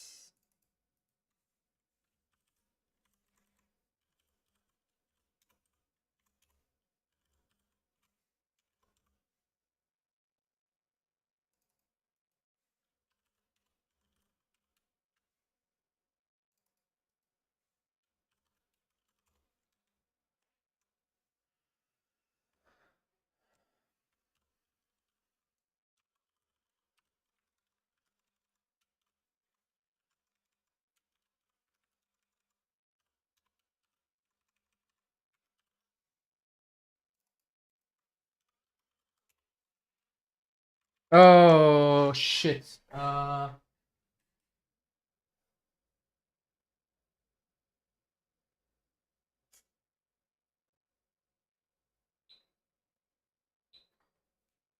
Yeah, it's a little bit late, but I just realized that I set the current to 25 milliamp positive. So that's not good. It's really not good. I might have just killed that converter, to be honest. Is it still outputting?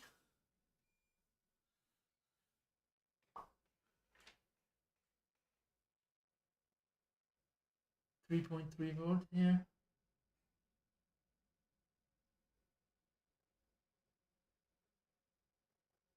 Yeah, it's still working. But so yeah, what happened is that through GPIB, I set the current to 25 milliamp, which means that the SMU tried to force 25 milliamp to source 25 milliamp, and for that it raised the voltage, the output voltage, up to the compliance voltage, which I mean I don't know how far it reached. It raised it honestly because I wasn't looking, but it could have raised it directly up to 11 volt, which is not necessarily a good thing. But the converter seems to have survived, so you know. Good point for the TLV62565. Let's try not to do that again, though.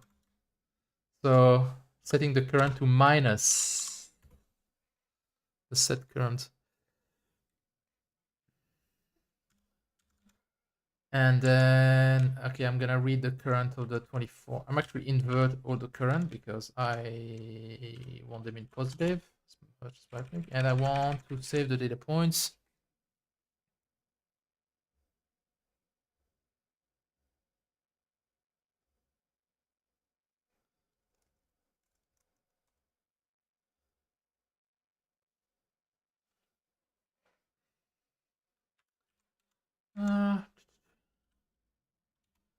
With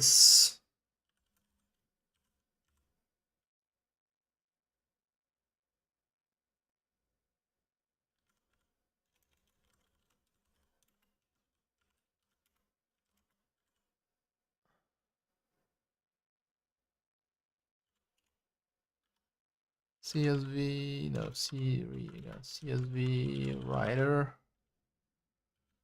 file handle.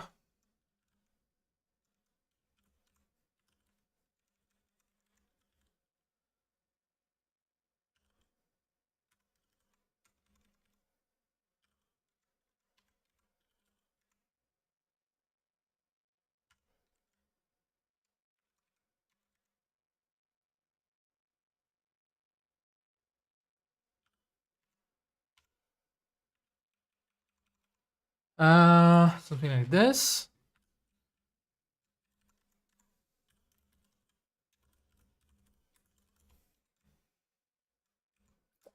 But I need to actually convert all of these into strings.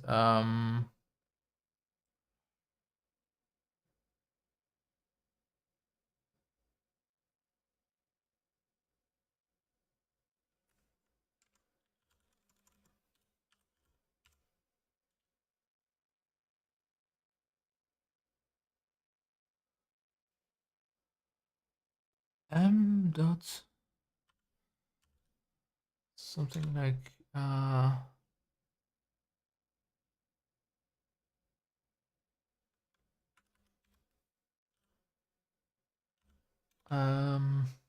in engineering notation.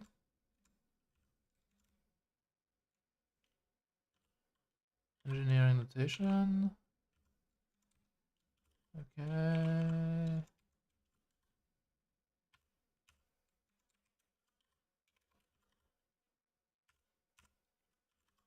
Okay.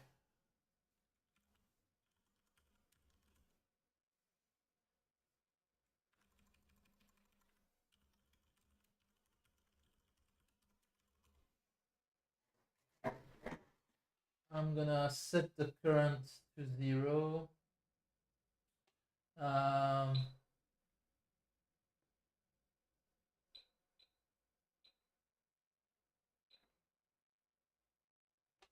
Enable the output. And try to run the sweep.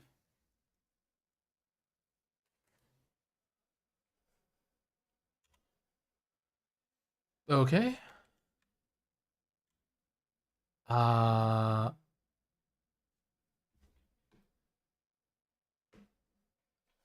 K2400 set current. What? What do you mean it doesn't have an argument? I just created it there. Oh wait, no, never mind.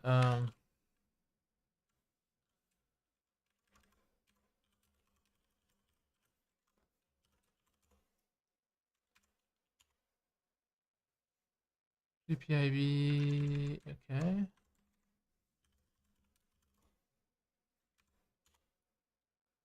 Time is not defined. Perfect.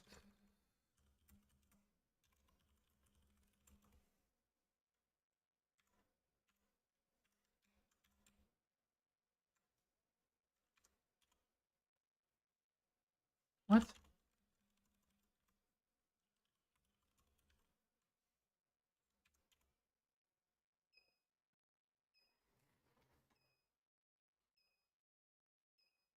Okay, so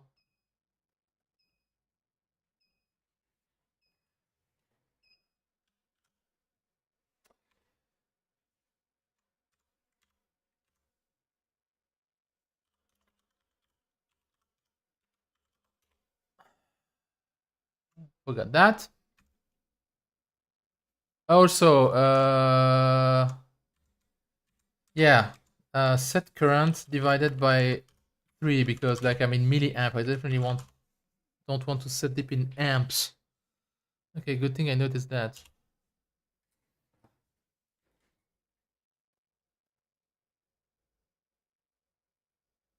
So it looks like it's sweeping.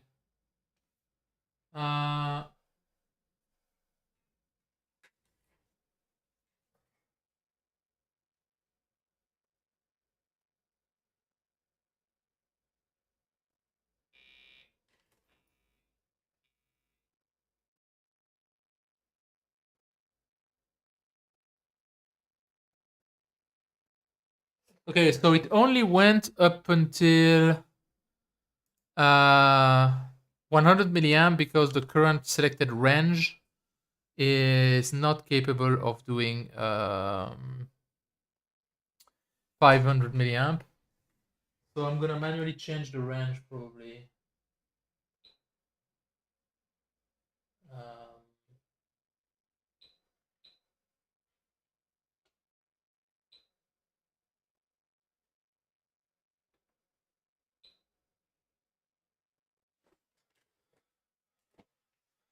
but we can look at the data.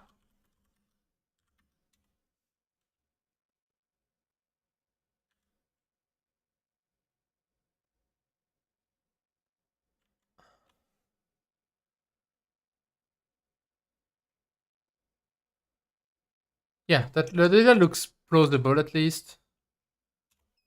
So we can try to.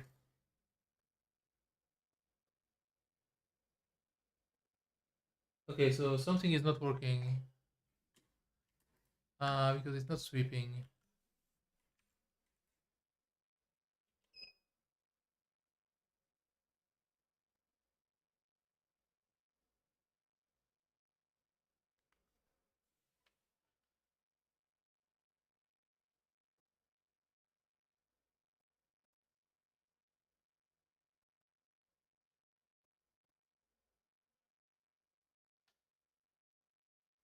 Huh.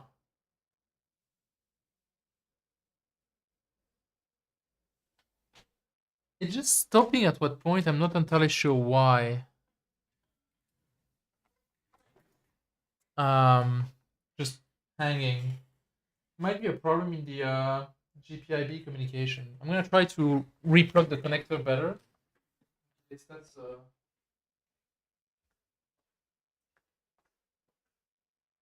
problem? Wait, do you still have the?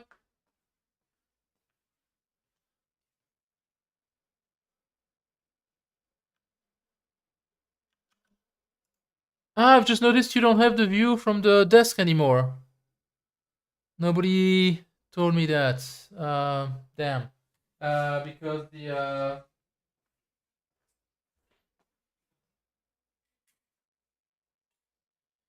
uh, you know what? I'm not actually using the screen monitor. The battery of the.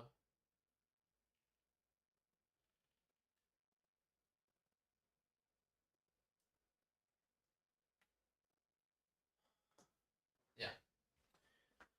I have a HDMI screen connected to the camera, which serves as an HDMI pass through, and the battery ran out, basically, which is why it wasn't.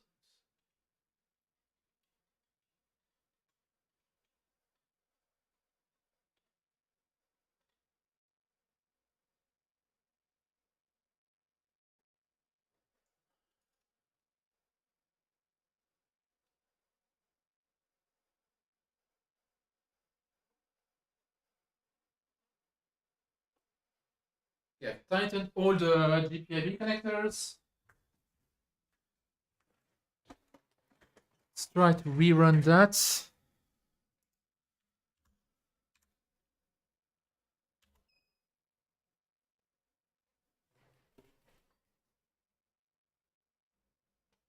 not actually doing it. I mean, it stopped like at the first measurement. Not sure why.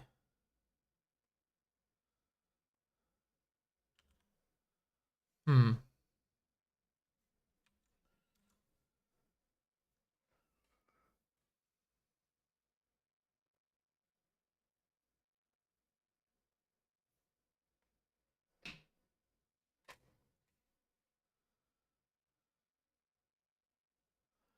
So yeah, something is not working properly. I'm honestly just gonna try to add a time sleep because honestly, it's very possible that the GPIB network thing is crapping out, continuously switching from one device to the other.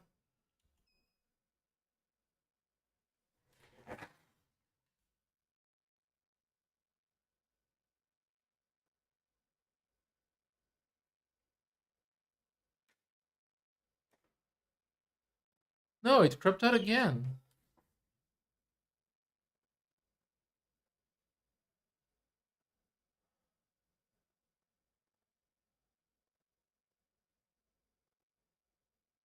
Okay, I have to know if it always craps out at the same like measurement or instrument or. So it is in K2015 read current.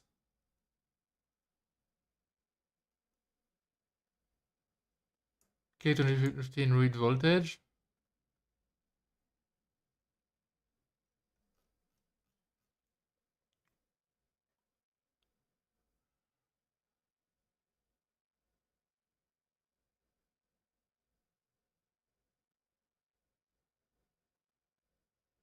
Damn it. That's inconvenient.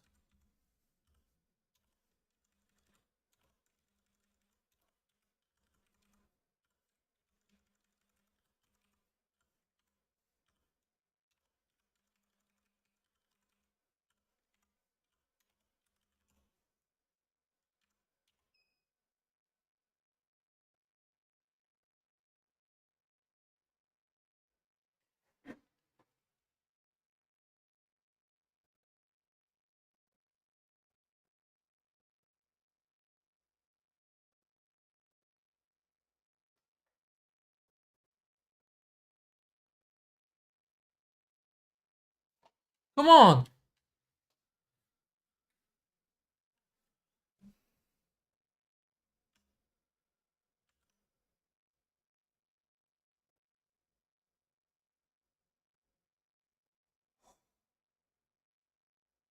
Fuck.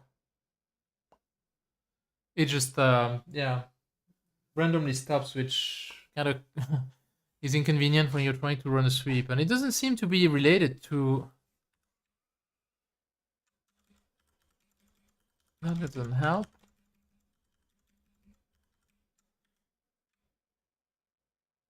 It might need some time after switching the address, or before switching the address. Try that.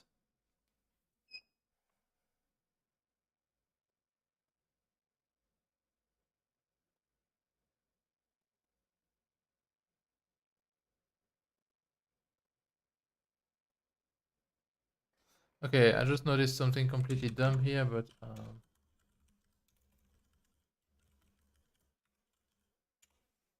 yeah.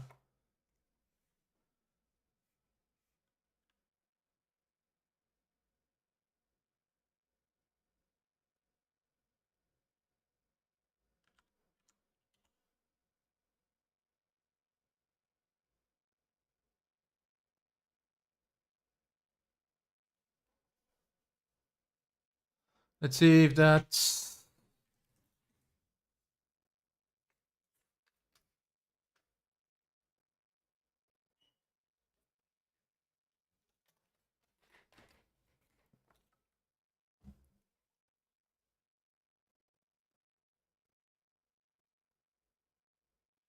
Yeah, Jared, I tried, but I did go back now and I actually tightened the screws from all the GPIB cables, and that didn't seem to solve the problem. But what I did know is I added a delay when switching the network to GPIB adapter from one address to the other, and that seems to have helped. Of course, just as I said that, it crashed again. Yeah, perfect. So never mind, it hasn't helped.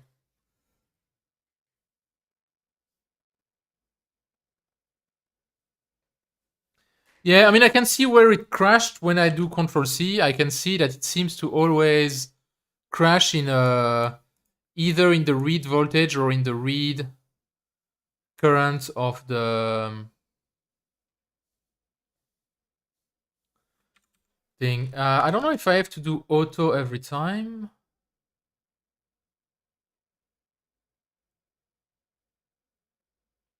I also don't know if I have to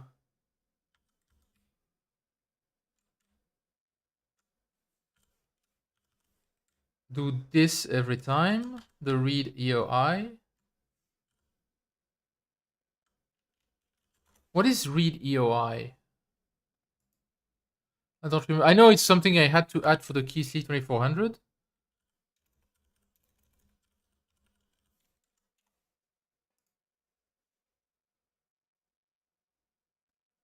I don't remember what it does.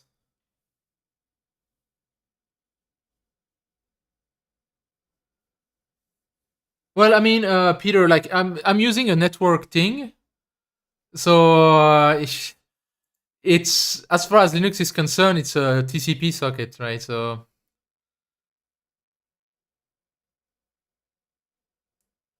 okay, EOI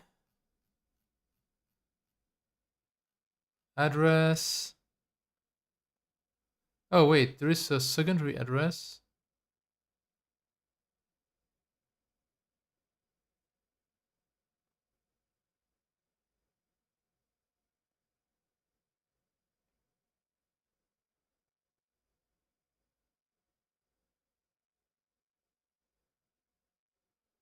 Oh, never mind.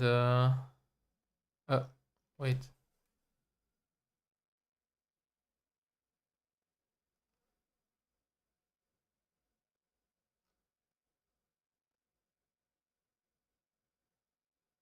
Okay, so no, read EOI is actually needed every time.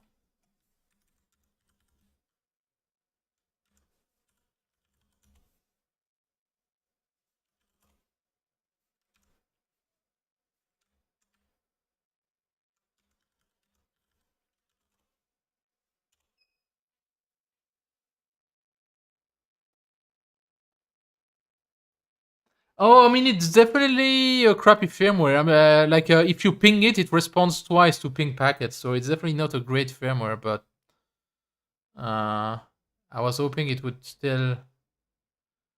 But that actually seems to have helped here. At least it's running the sweep. It's not executing the auto command every time.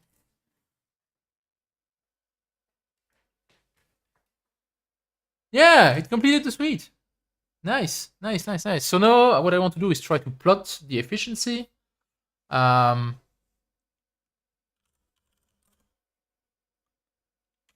the question is, do I have PyLab? Yes. Um,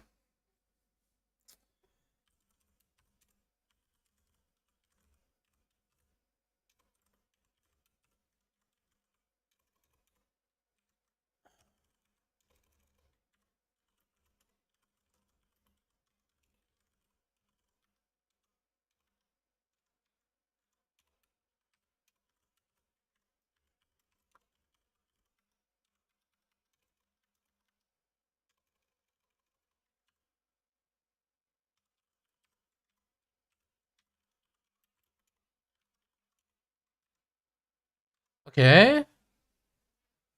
So that's decent. I can. Oh wait, they're of course in text form. It's not ideal, but yeah, yeah, that's and I don't know if you've seen the price of that device now, but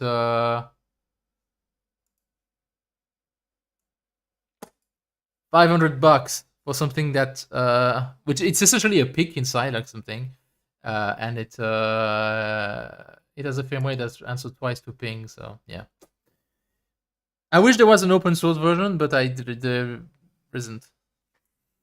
Yeah, I didn't pay 500 bucks for it, um, but yeah.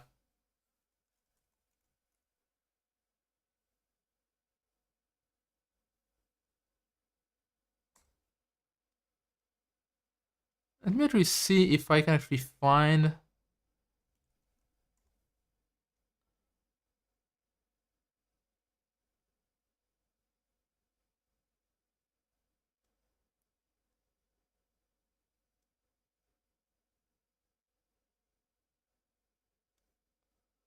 Uh,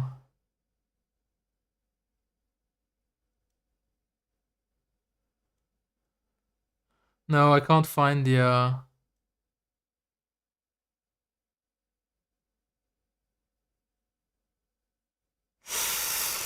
Cannot find my invoice for it. Anyway.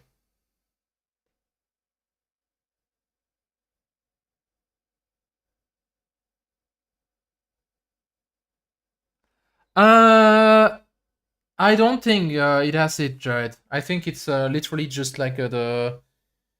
I I don't remember, but I don't think so. I think it has some level conversion, but that's about it. And it's I think it's 10 megabit Ethernet too. Yeah. Anyway, so I want to try to load those data as float.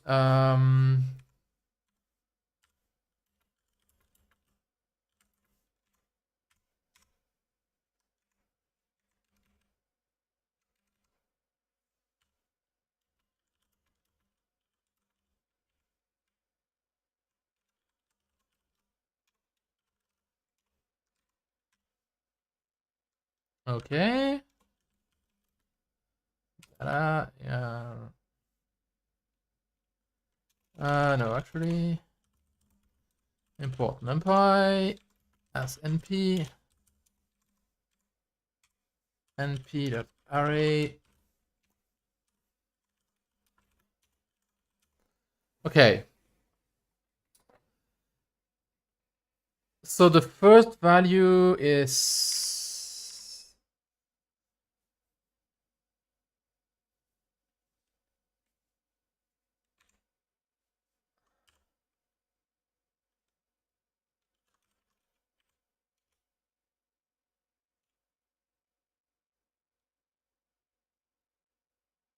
that's the current reading.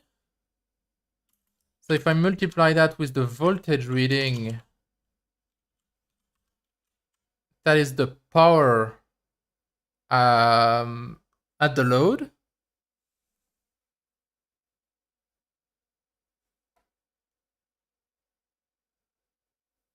I'm not sure if I have. I'm not sure if I have a tear-down picture of it. I definitely have taken it apart, but I don't. I'm not sure if there is if I've taken pictures. I think there are some online.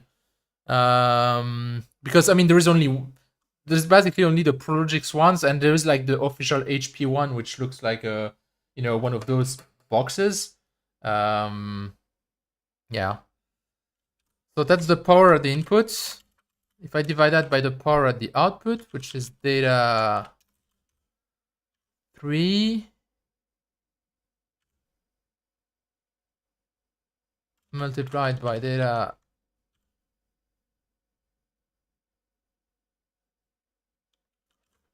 4, but I need to remove the base current, which is like the 17.6 milliamp, which is data 0, 3.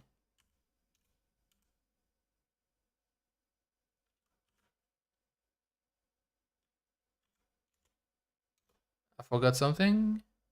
Yeah. Yes. Okay. Unfortunate, but yeah, it's very good. And then I want to take it from 1 because there is not actually any efficiency computation when the load is off.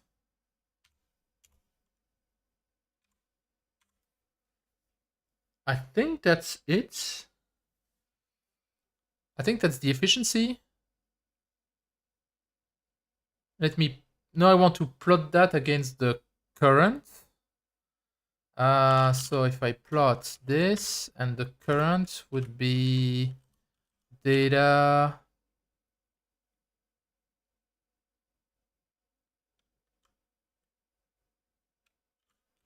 1.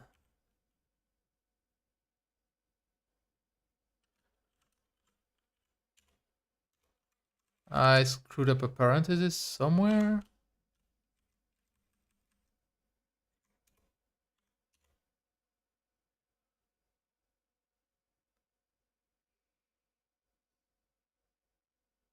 Something doesn't look right.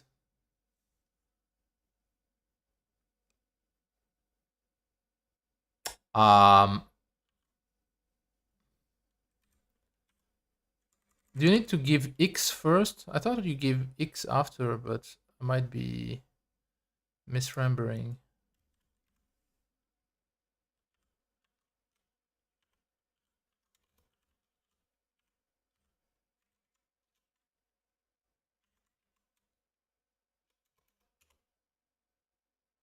Okay, that looks more plausible.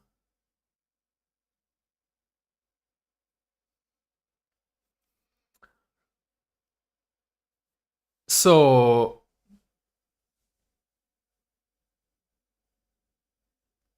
yeah, I think it's reasonable for an efficiency curve. Can I zoom on the part that's really interesting, which would be this? Okay.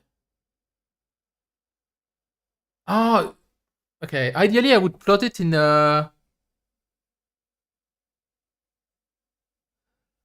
yeah, Jared. You're right. I think if you provide only one, it's Y, and I thought that you had to provide the X as the second one, but it's fact it's X and Y. But sort of makes sense, but it's weird that the meaning of the first one changes. Yeah. But what I'd like is to have like a logarithmic axis, because what I'd like to check is, okay, that's the that's what I'm looking for, and so I'd like to have a logarithmic axis so that it matches this, basically, because here it's kind of hard to tell with the low current what's going on. And I have no idea how to specify that on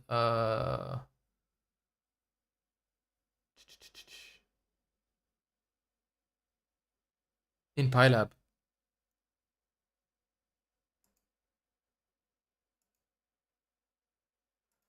Um, NumPy plot log. Yeah.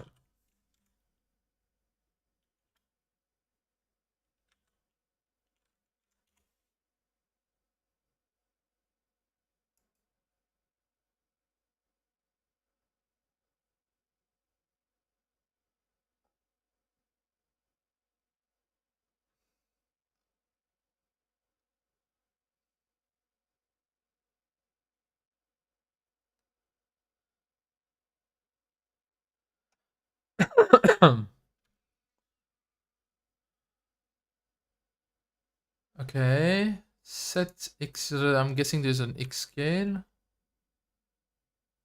Um,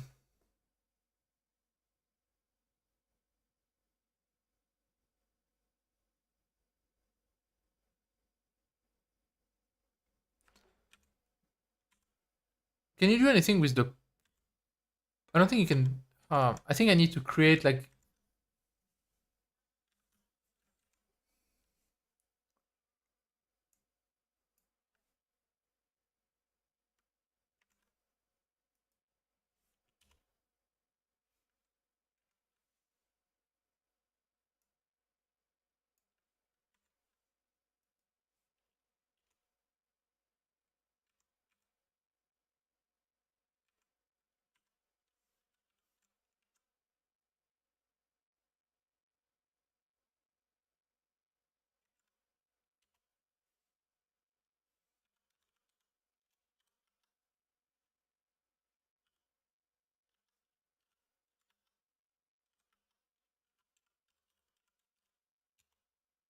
Ah, yes, that worked.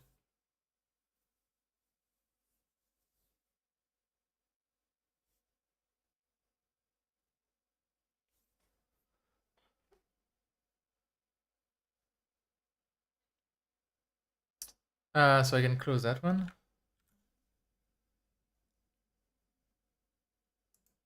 And so if we compare to this, wait, why did it disappear? What the hell?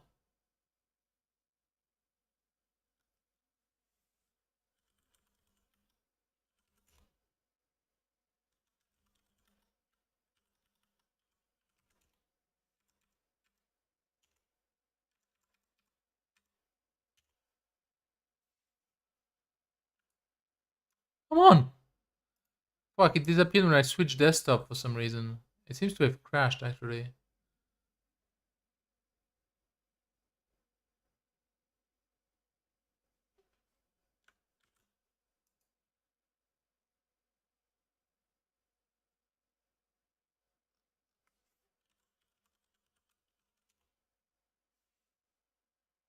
Yeah, I can't close that window now. Perfect. Fantastic. I think it's a bad interaction with PyLab and me manually calling something that I shouldn't have. But... And so that doesn't work anymore either. Okay, so I think I hosed my... No. Ah, but doing that worked. Okay, so...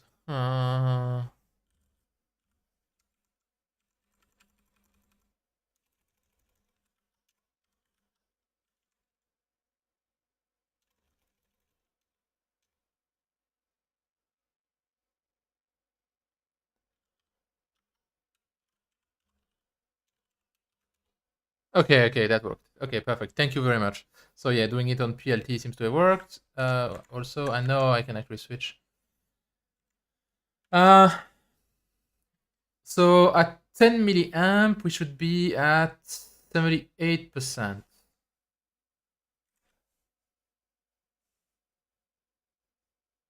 10 milliamp, 10 milliamp.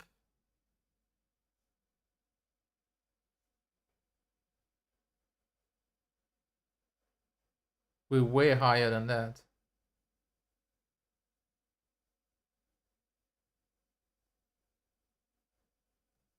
We're at like 90%.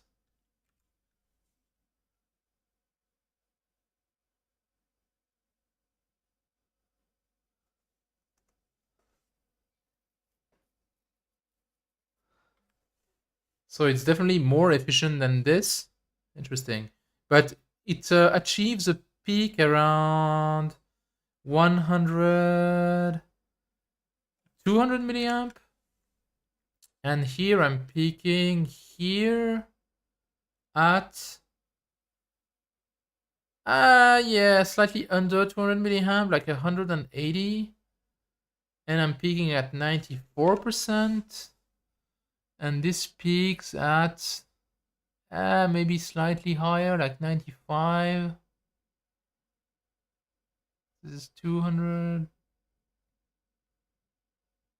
Okay. So it's not exactly the same. Yeah, yeah, it's possible that. I mean, also, I'm probably slightly overestimating the efficiency because uh, I'm removing the quiescent current altogether. Um, because I've got other stuff connected to the 5-volt rail, so I can't measure it. But the quiescent current should be uh, pretty low. Like in the order of definitely less than 1 milliamp. Like it's in the microamp range. Um,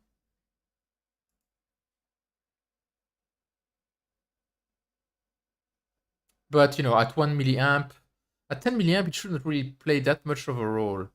But yeah, it's possible. Like I did definitely did pick.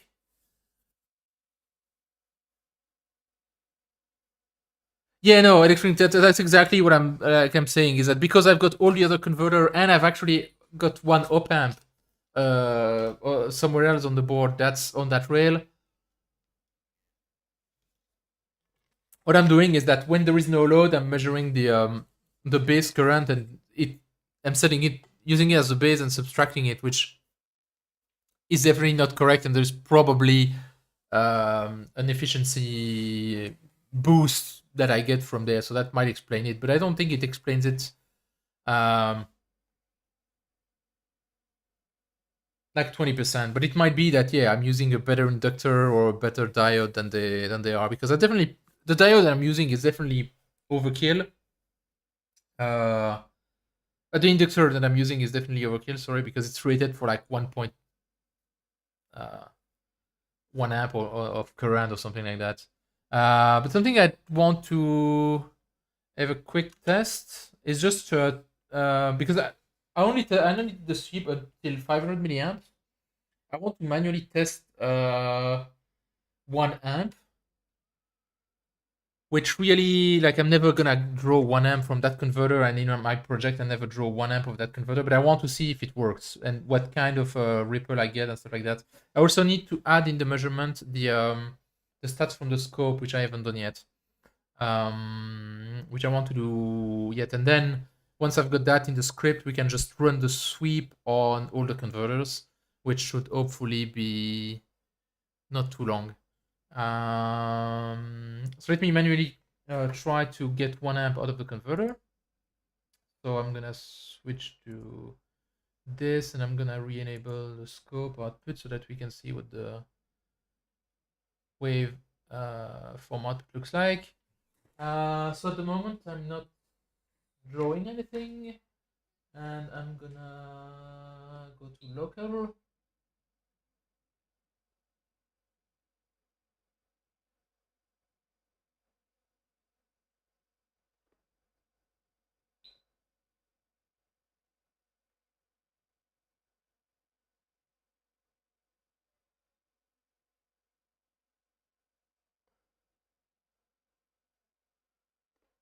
Yeah, again, I just realized that the sweep.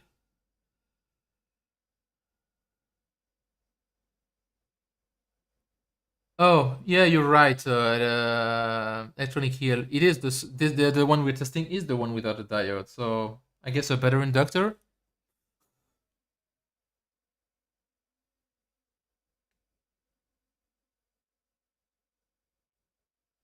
That's the only thing I see.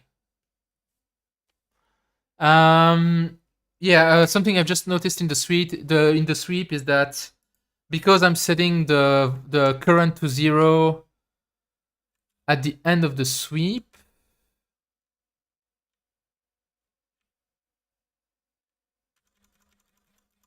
um,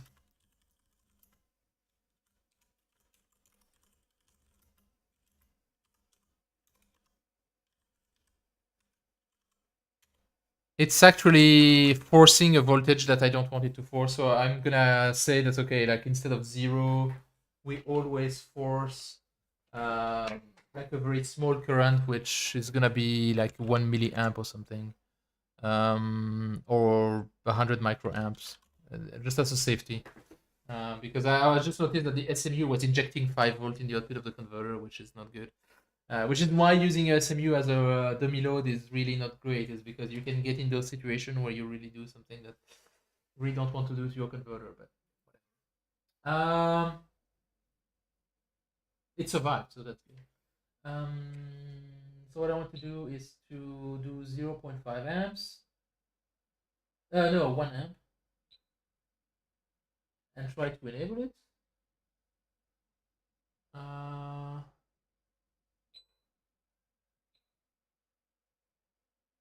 shit. Shit. Again, I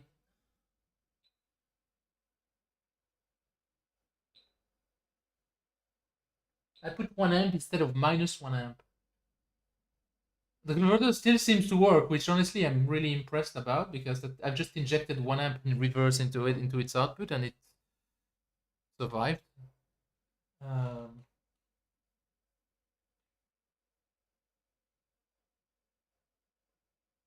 -1 amp. Yeah, okay, now that works. No, I'm drawing 1 amp. Um,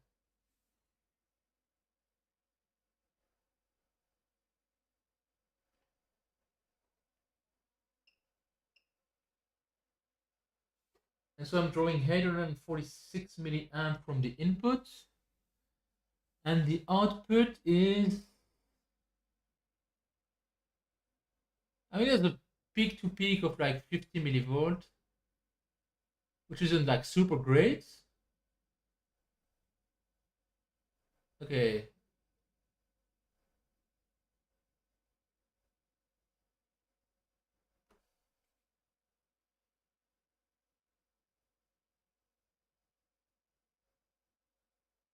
I mean, it's not great, but honestly, it's not terrible, I think. I mean, I am no expert, but that's, yeah. Let's see at 500 milliamp what it looks like. Edit.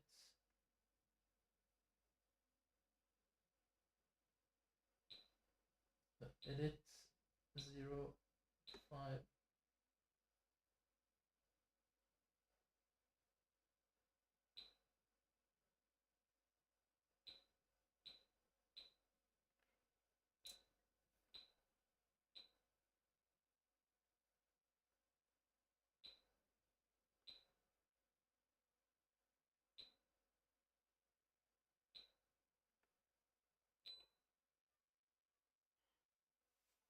Okay, basically the same waveform, just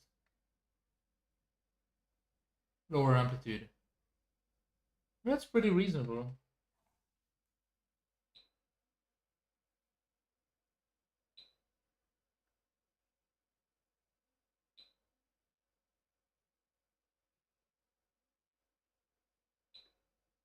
Okay, I find it annoying that it changes directly and doesn't wait for me to confirm. I would have much preferred if the because it means I need to be careful what I enter.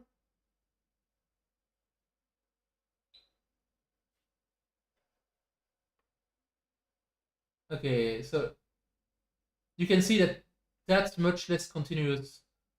That's because like at 50 milliamp, it's in this continuous conduction mode, while at 100 milliamp, it was switching to the other mode, which is honestly flatter. That's interesting. But that's why I want the scope measurement.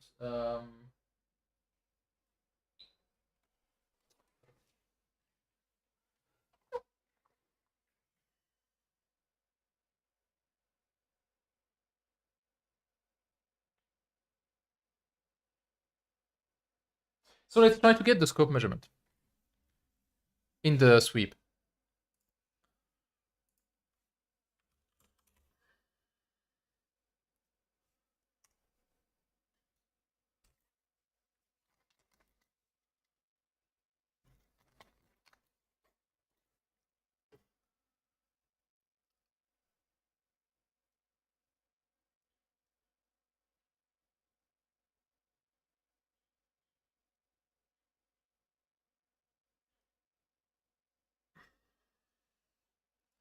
Let me quit that. Yes. Thankfully, the implementation of GPIB in the of SCPI, sorry, in the scope is slightly better.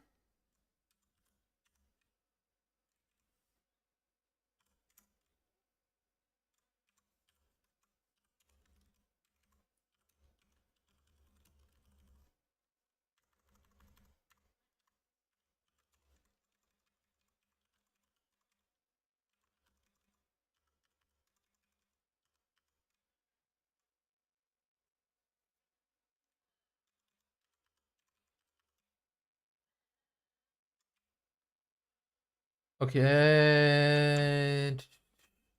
The question is, okay, first, what is the IP of my scope? And secondly,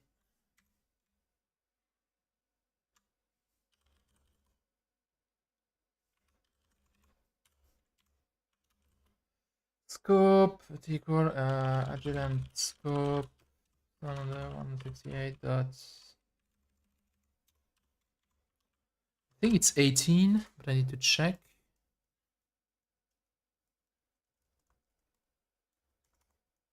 Yes, it's 18. I don't remember the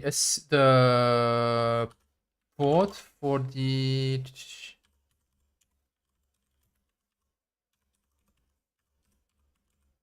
adjuvant scope.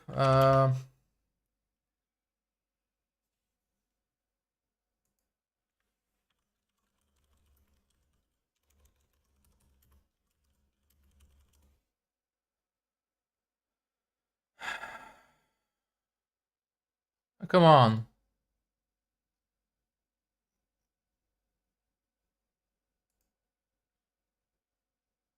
Seriously?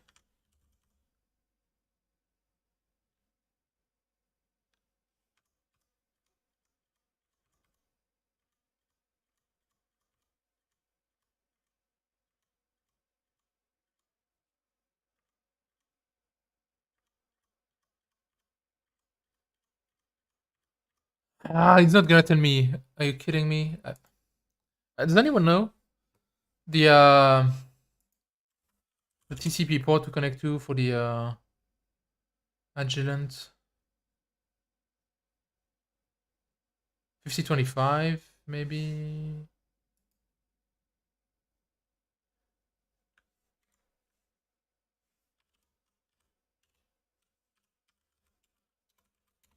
Yeah.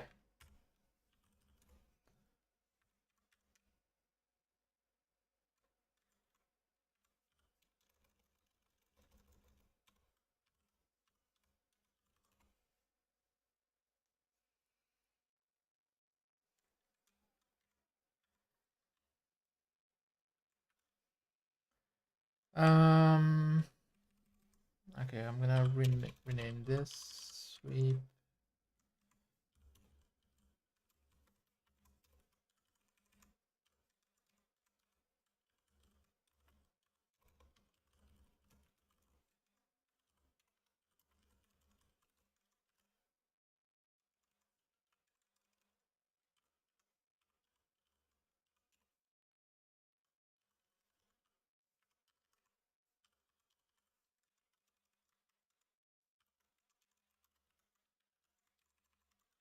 Just reorganizing a bit the code here so that I can talk to the scope as well, collect data.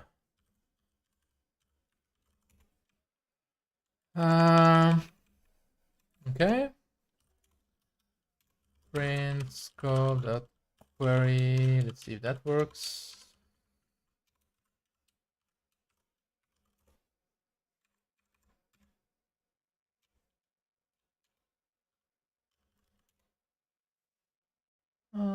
Yeah.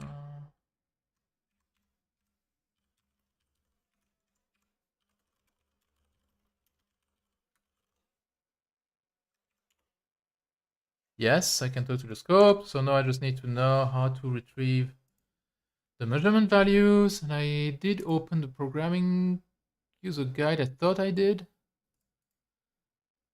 Are you kidding me? Oh, come on, I just had it.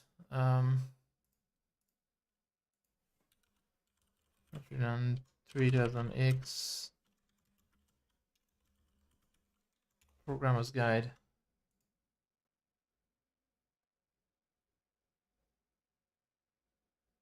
Measure.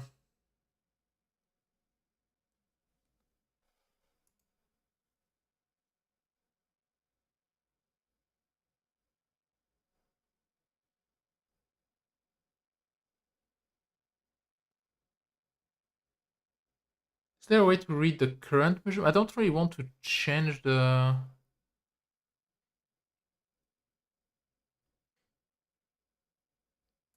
Okay, the measure is a... Wait, what? No.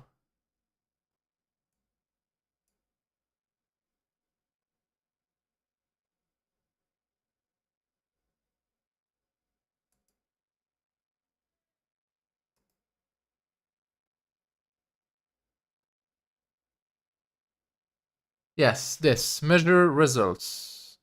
Because this will show the measurements that are currently running, which are the ones that I want, and then I can just pick them. So let's see what that returns.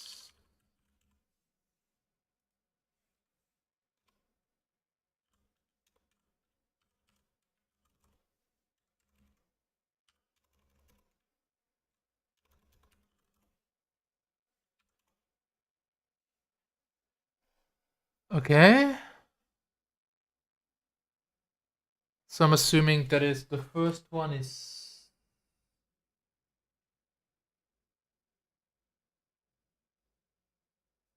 Is there a way to make the statistics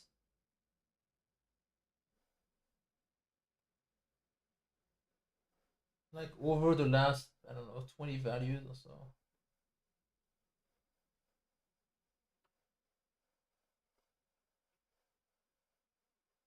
So I still get an average, but it's still like something like that.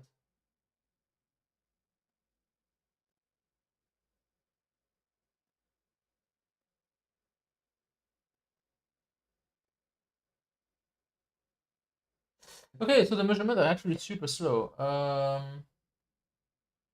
Interesting.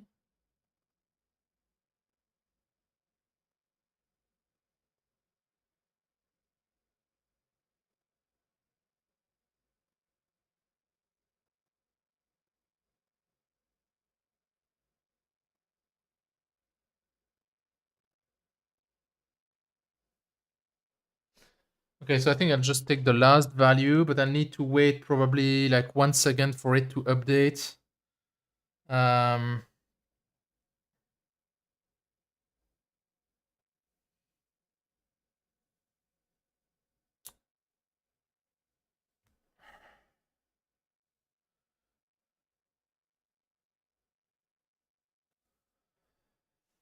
Okay.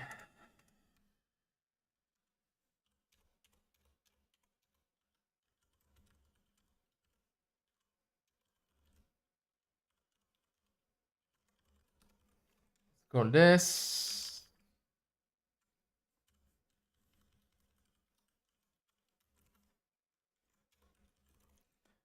So what I want to do is to actually take these value all first and then call the measurements afterwards, but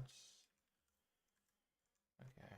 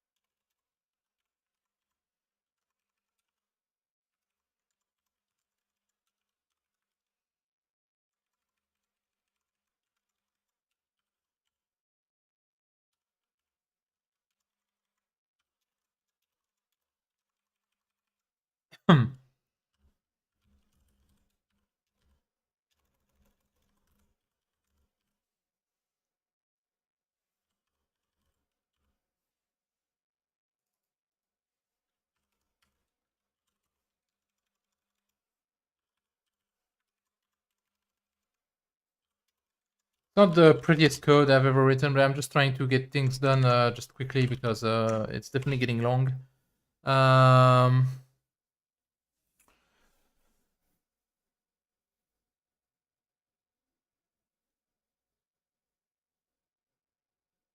I'm just gonna take this value. L equal this. Okay, if I do L dot split.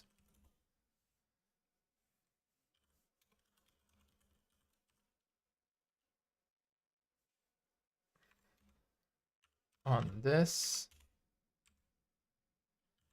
So 1.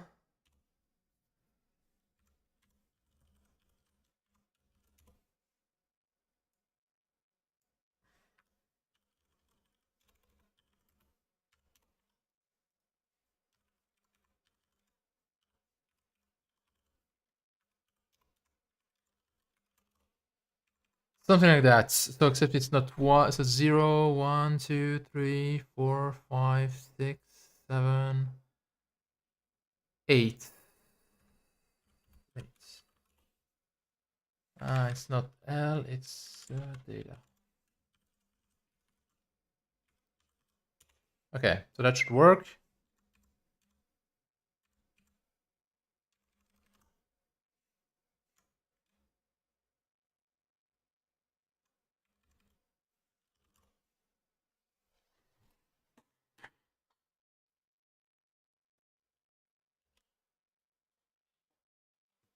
Yeah, of course I need to.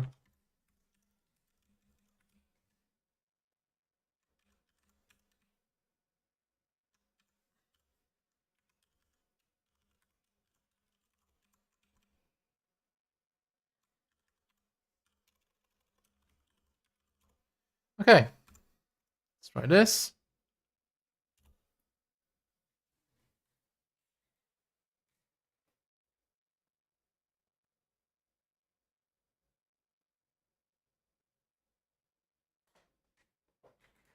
Scope is not defined. Perfect.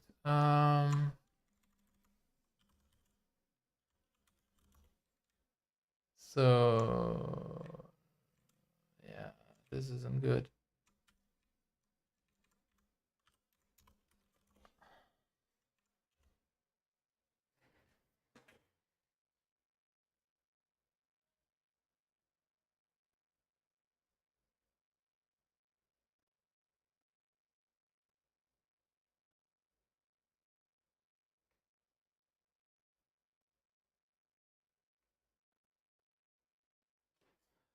Okay, that is definitely not good.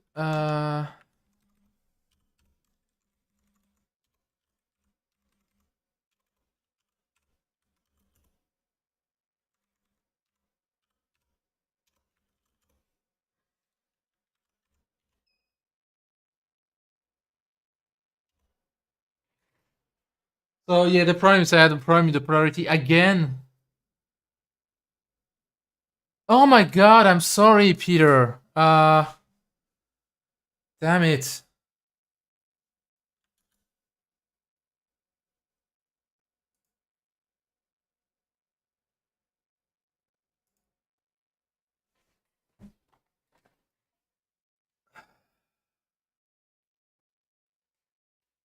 So yeah, what I just did is I added this, which just queries the statistics. Yeah. Damn it, I forgot to switch. Sorry, and nobody told me. um.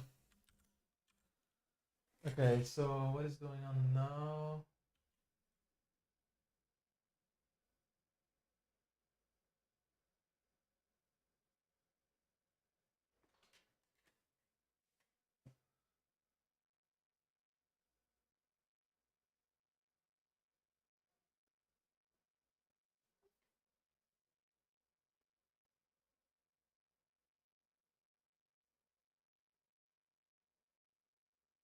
Okay.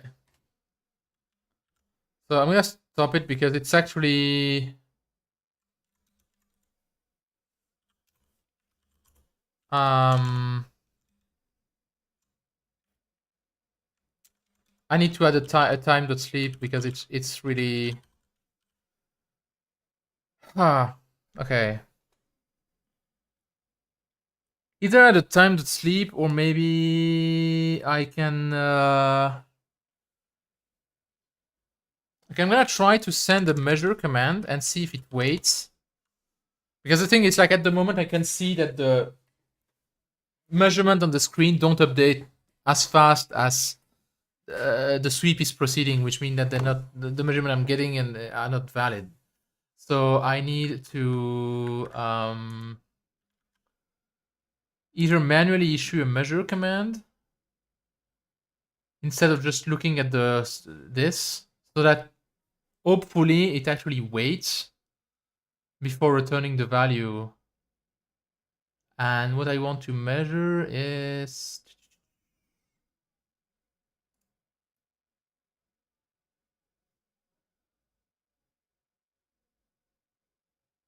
measure VRMS, I guess.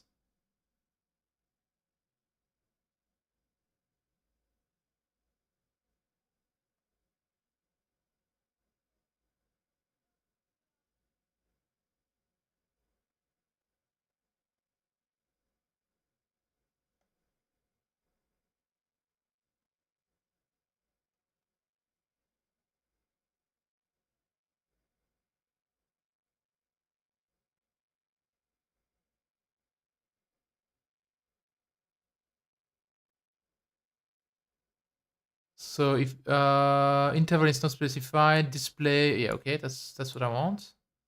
I'm gonna try that. So I'm just gonna try that in telnet.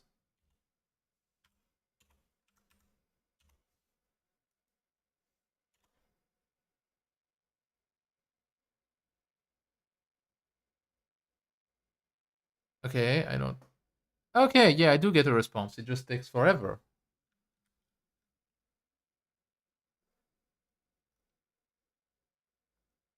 But that's fine. Okay, that's better than nothing. And VP2P.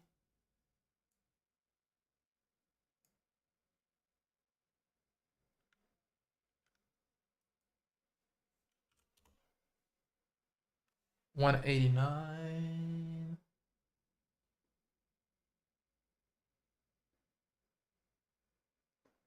Just okay. Those values are plausible. So VRMS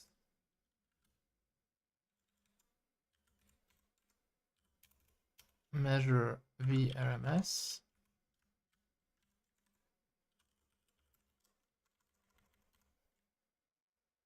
query float. Now that's it's gonna slow down the sweep significantly because it takes like several seconds.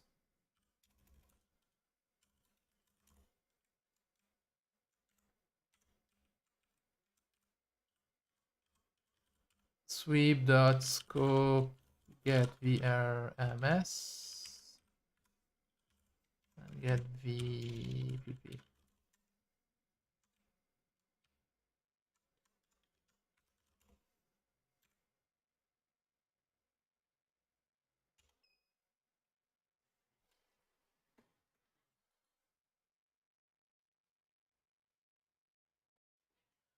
Okay,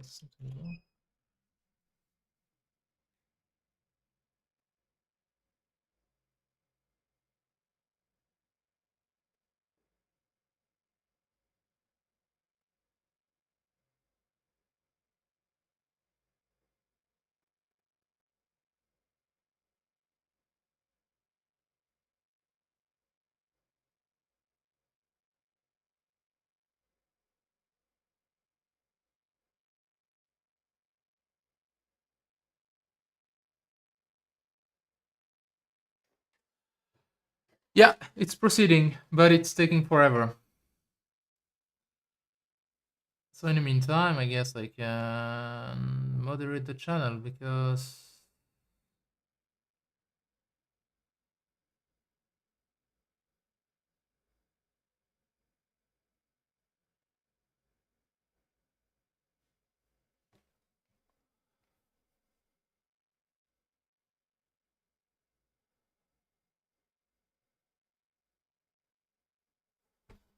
Can I actually ban the user?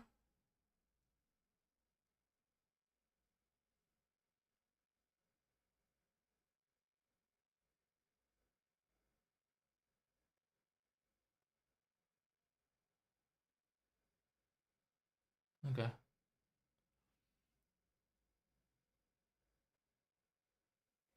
Okay, so does anybody have any question while the sweep is running? Because there's really nothing to do for me at the moment. I have to wait for this to proceed, and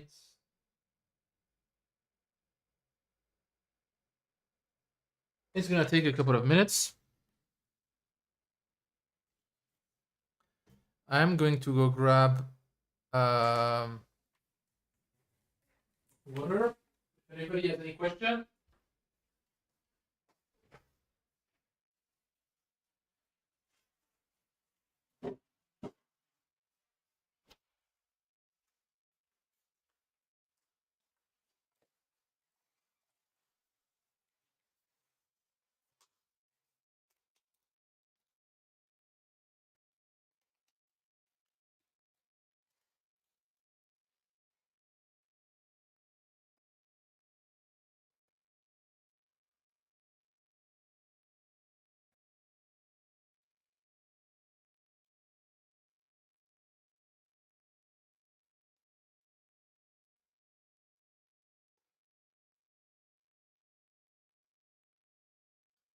Damn it! I think it crashed again.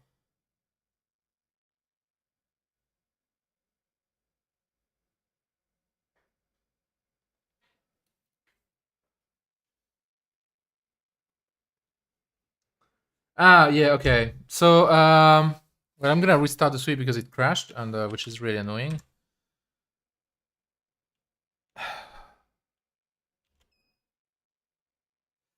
So,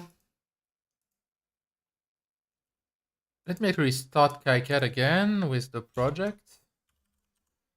KiCad, data stream E1 XP, E1 XP. KiCad Pro. Okay. Yeah. So the board is basically a giant test bed for a bunch of E1 stuff. Some completely unrelated to each other. Like one of the tests I'm running is this thing, which is a new, basically transmitting signals to E1 just using FPGA pins. And before, I would have just the input connected to the resistor to ding. You can actually see it in the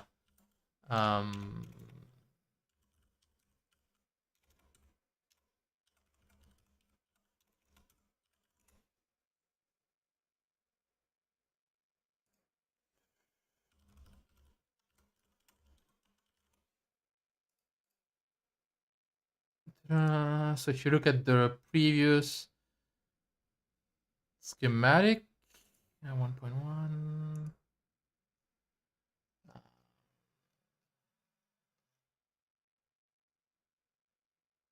Okay, so that's the previous version of the transmit sign, which is basically directly the FPGA I/O connected through 227 ohm resistor into the pulse transformer for E1 and directly transmitting that. And that works, but there are two problems with it. Is that first, the pulse are actually only about half the amplitude they should be, and the output impedance is not correct. The output impedance should be 120 ohm, and it's actually not even close because the FPGA IOs have about 50 ohm or 40 ohm of impedance, let's say 40 ohms, plus the 27 ohms, that's 67 ohms, and multiplied by 2 because you have like the both paths both the high side and low side come from FPGA-IO and pass through the resistor. So you would say, okay, the 40 plus 27, that's like 67 multiplied by 2, that's 130. You're not far, but actually that's not at all the case, because you have a 1 to 2 pulse transformer here, which also does impedance conversion, which means that the impedance seen at the output here is actually about 400 ohms, or 4 times that. So like 130 multiplied by 4, so it's almost 500 ohms, which is not at all the output impedance that it should be. It doesn't actually pose any problem, because the device is really meant for transmission over short distances, and even up until a few meters, or like I tested 10 meters, the signal at the receiver is more or less fine. But still, I wanted to try to improve that, and to also have a pulse of the actual nominal amplitude, which at the moment it's only about half, as I said. And so that's where thesis came from. And it tries to have both the correct amplitude and the correct output impedance. And I haven't actually tested it yet, but that's one of the circuits that's going to be tested on this board. The other thing I'm testing is like I have a bunch of attenuators for testing, where I can put an input signal attenuated by 1.5 dB, 3 dB, or 6 dB, depending on jumper configuration. And these are differential attenuators with a 120 ohm characteristic impedance for E1. And that allows me to, for instance, test the receive side, because, according to the specification, the receive side should be able to receive a signal that is attenuated by up to 6 dB. Something else that I want to be able to test is which is a combiner. And this takes two E1 input signals and combines them into a 1. Okay, and you might think, okay, that's ridiculous because that's not how E1 works. And yes, indeed, it's not. Like, you can't combine E1 signals like that. But this is to test resistance to interference.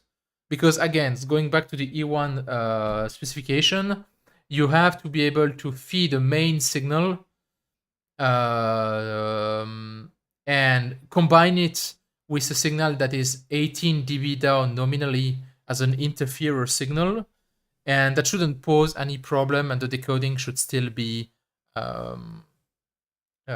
perfect despite the noise.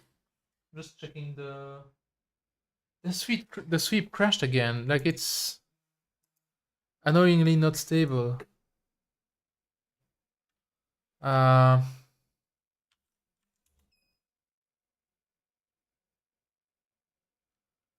Yeah. Okay. So coming back to E1, and so this circuit is basically designed to generate that test signal by combining two E1 signals. But the thing is, you can't combine two E1 signal with the proper, input impedance and output impedance without some active circuitry. And so this is what this is designed to do. It uses like an 808132 differential in, differential out amplifier to do that. Now, that circuit I'm actually expecting not to work, because I've actually I will need to change the resistor values, because I computed all the resistor values and everything, thinking, yeah, it's E1, it's basically DC, like the maximum frequency you need to test that. It's like, in the spec it's 3 megahertz, but I figured, okay, I might have like 10 megahertz bandwidth. But yeah, even if this only has like maybe 1 picofarad for the amplifier, then 1 picofarad for the traces and stuff like that, and parasitics, that's still like 2 picofarad that you're driving into, and with a 47 kilo ohm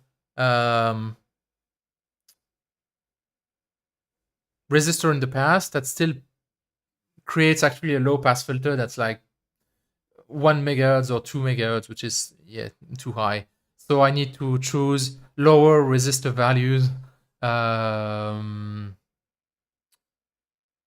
so that this actually works. Uh,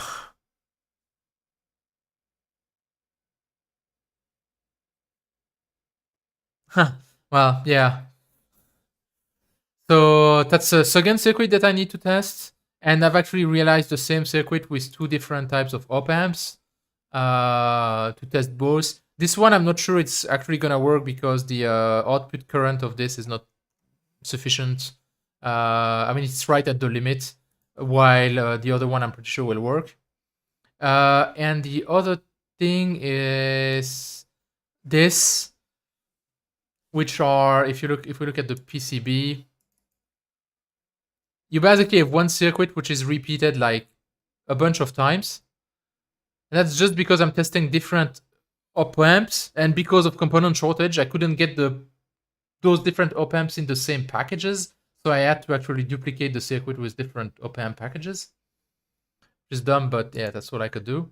And this is for passive tapping, basically.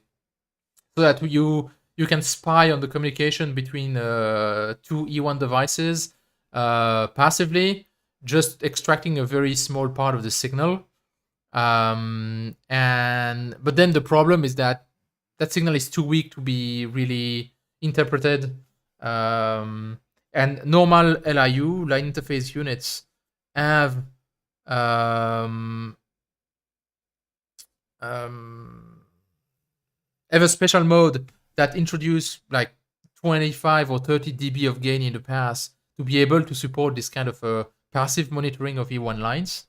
And that's what we're currently doing in one of the Osmocom projects. But the problem with that is that those LIUs are very hard to find nowadays, and they're starting to cost a lot of money. And so here I'm trying to basically not use them and just use just an op amp to amplify the small signal that we tap, and then do some kind of so this is just a normal op amp amplifier without much anything special about it. And this is just a dual peak detector that generate like thresholding voltage automatically depending on the thing.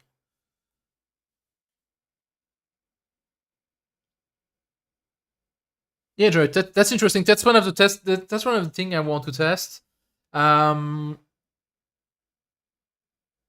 It's for the main pass. It will have gain because the signal is actually attenuated because of the termination and the fact that we need to output twice the signal to have the output. So it's actually in a gain configuration for one of the paths, but maybe the other one.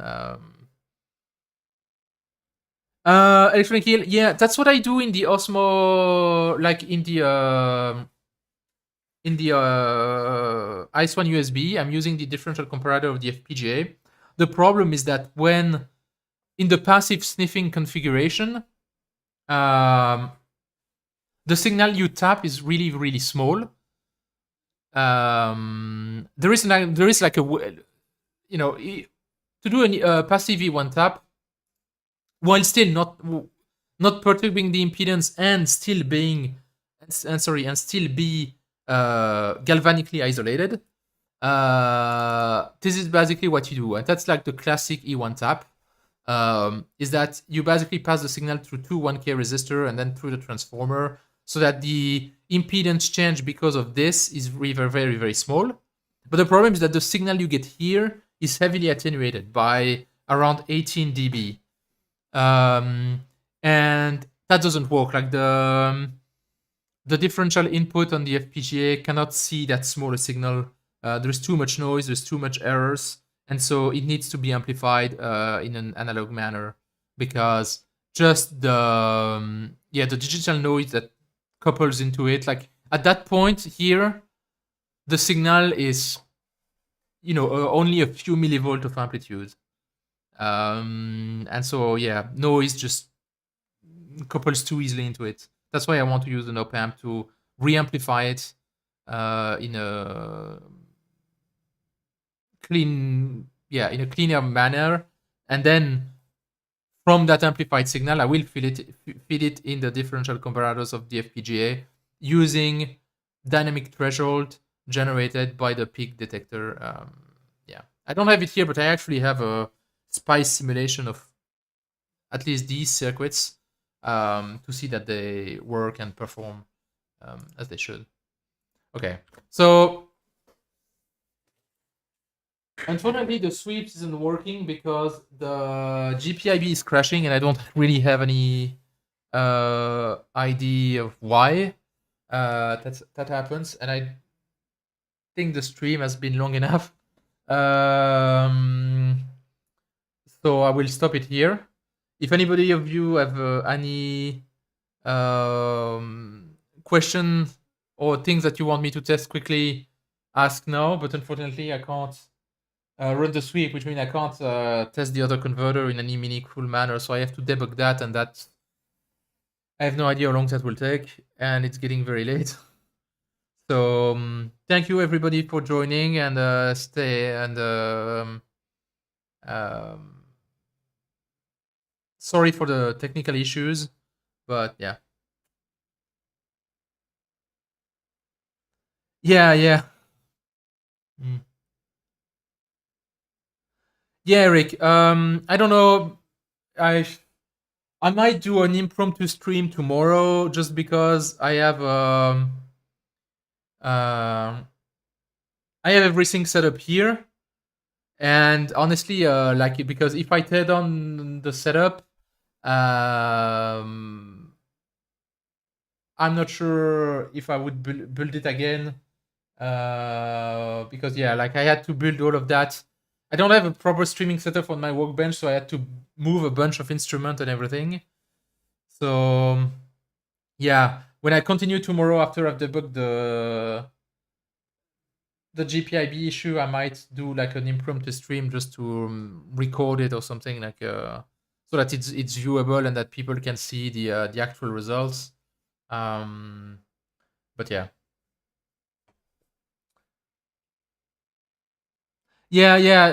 I will at least try to publish the results of the data I get, because I think that's interesting. But yeah, mostly what I wanted to do is to test those converter because they're kind of my go-to ones, like the TPS62565. That's really the one on. I mean, the one on the HyperRAM P mod as well. That's the same one. Not the HyperRAM P mod. I meant the the RAM pack for the Glasgow. I'm tired too. Uh, and I also wanted to compare, the official one with the Chinese copy to see if it's. Yeah, Peter, but that's why I'm testing the Chinese copy of it, because the Chinese copy of it is actually available. It's not really much cheaper, but at least it's available. That's why I bought some just to test them. And they seem to work. And I've maltreated them because, like, I've injected output voltage in their output by mistake, and it still works. So let me switch that back to local and disable the output. Yeah.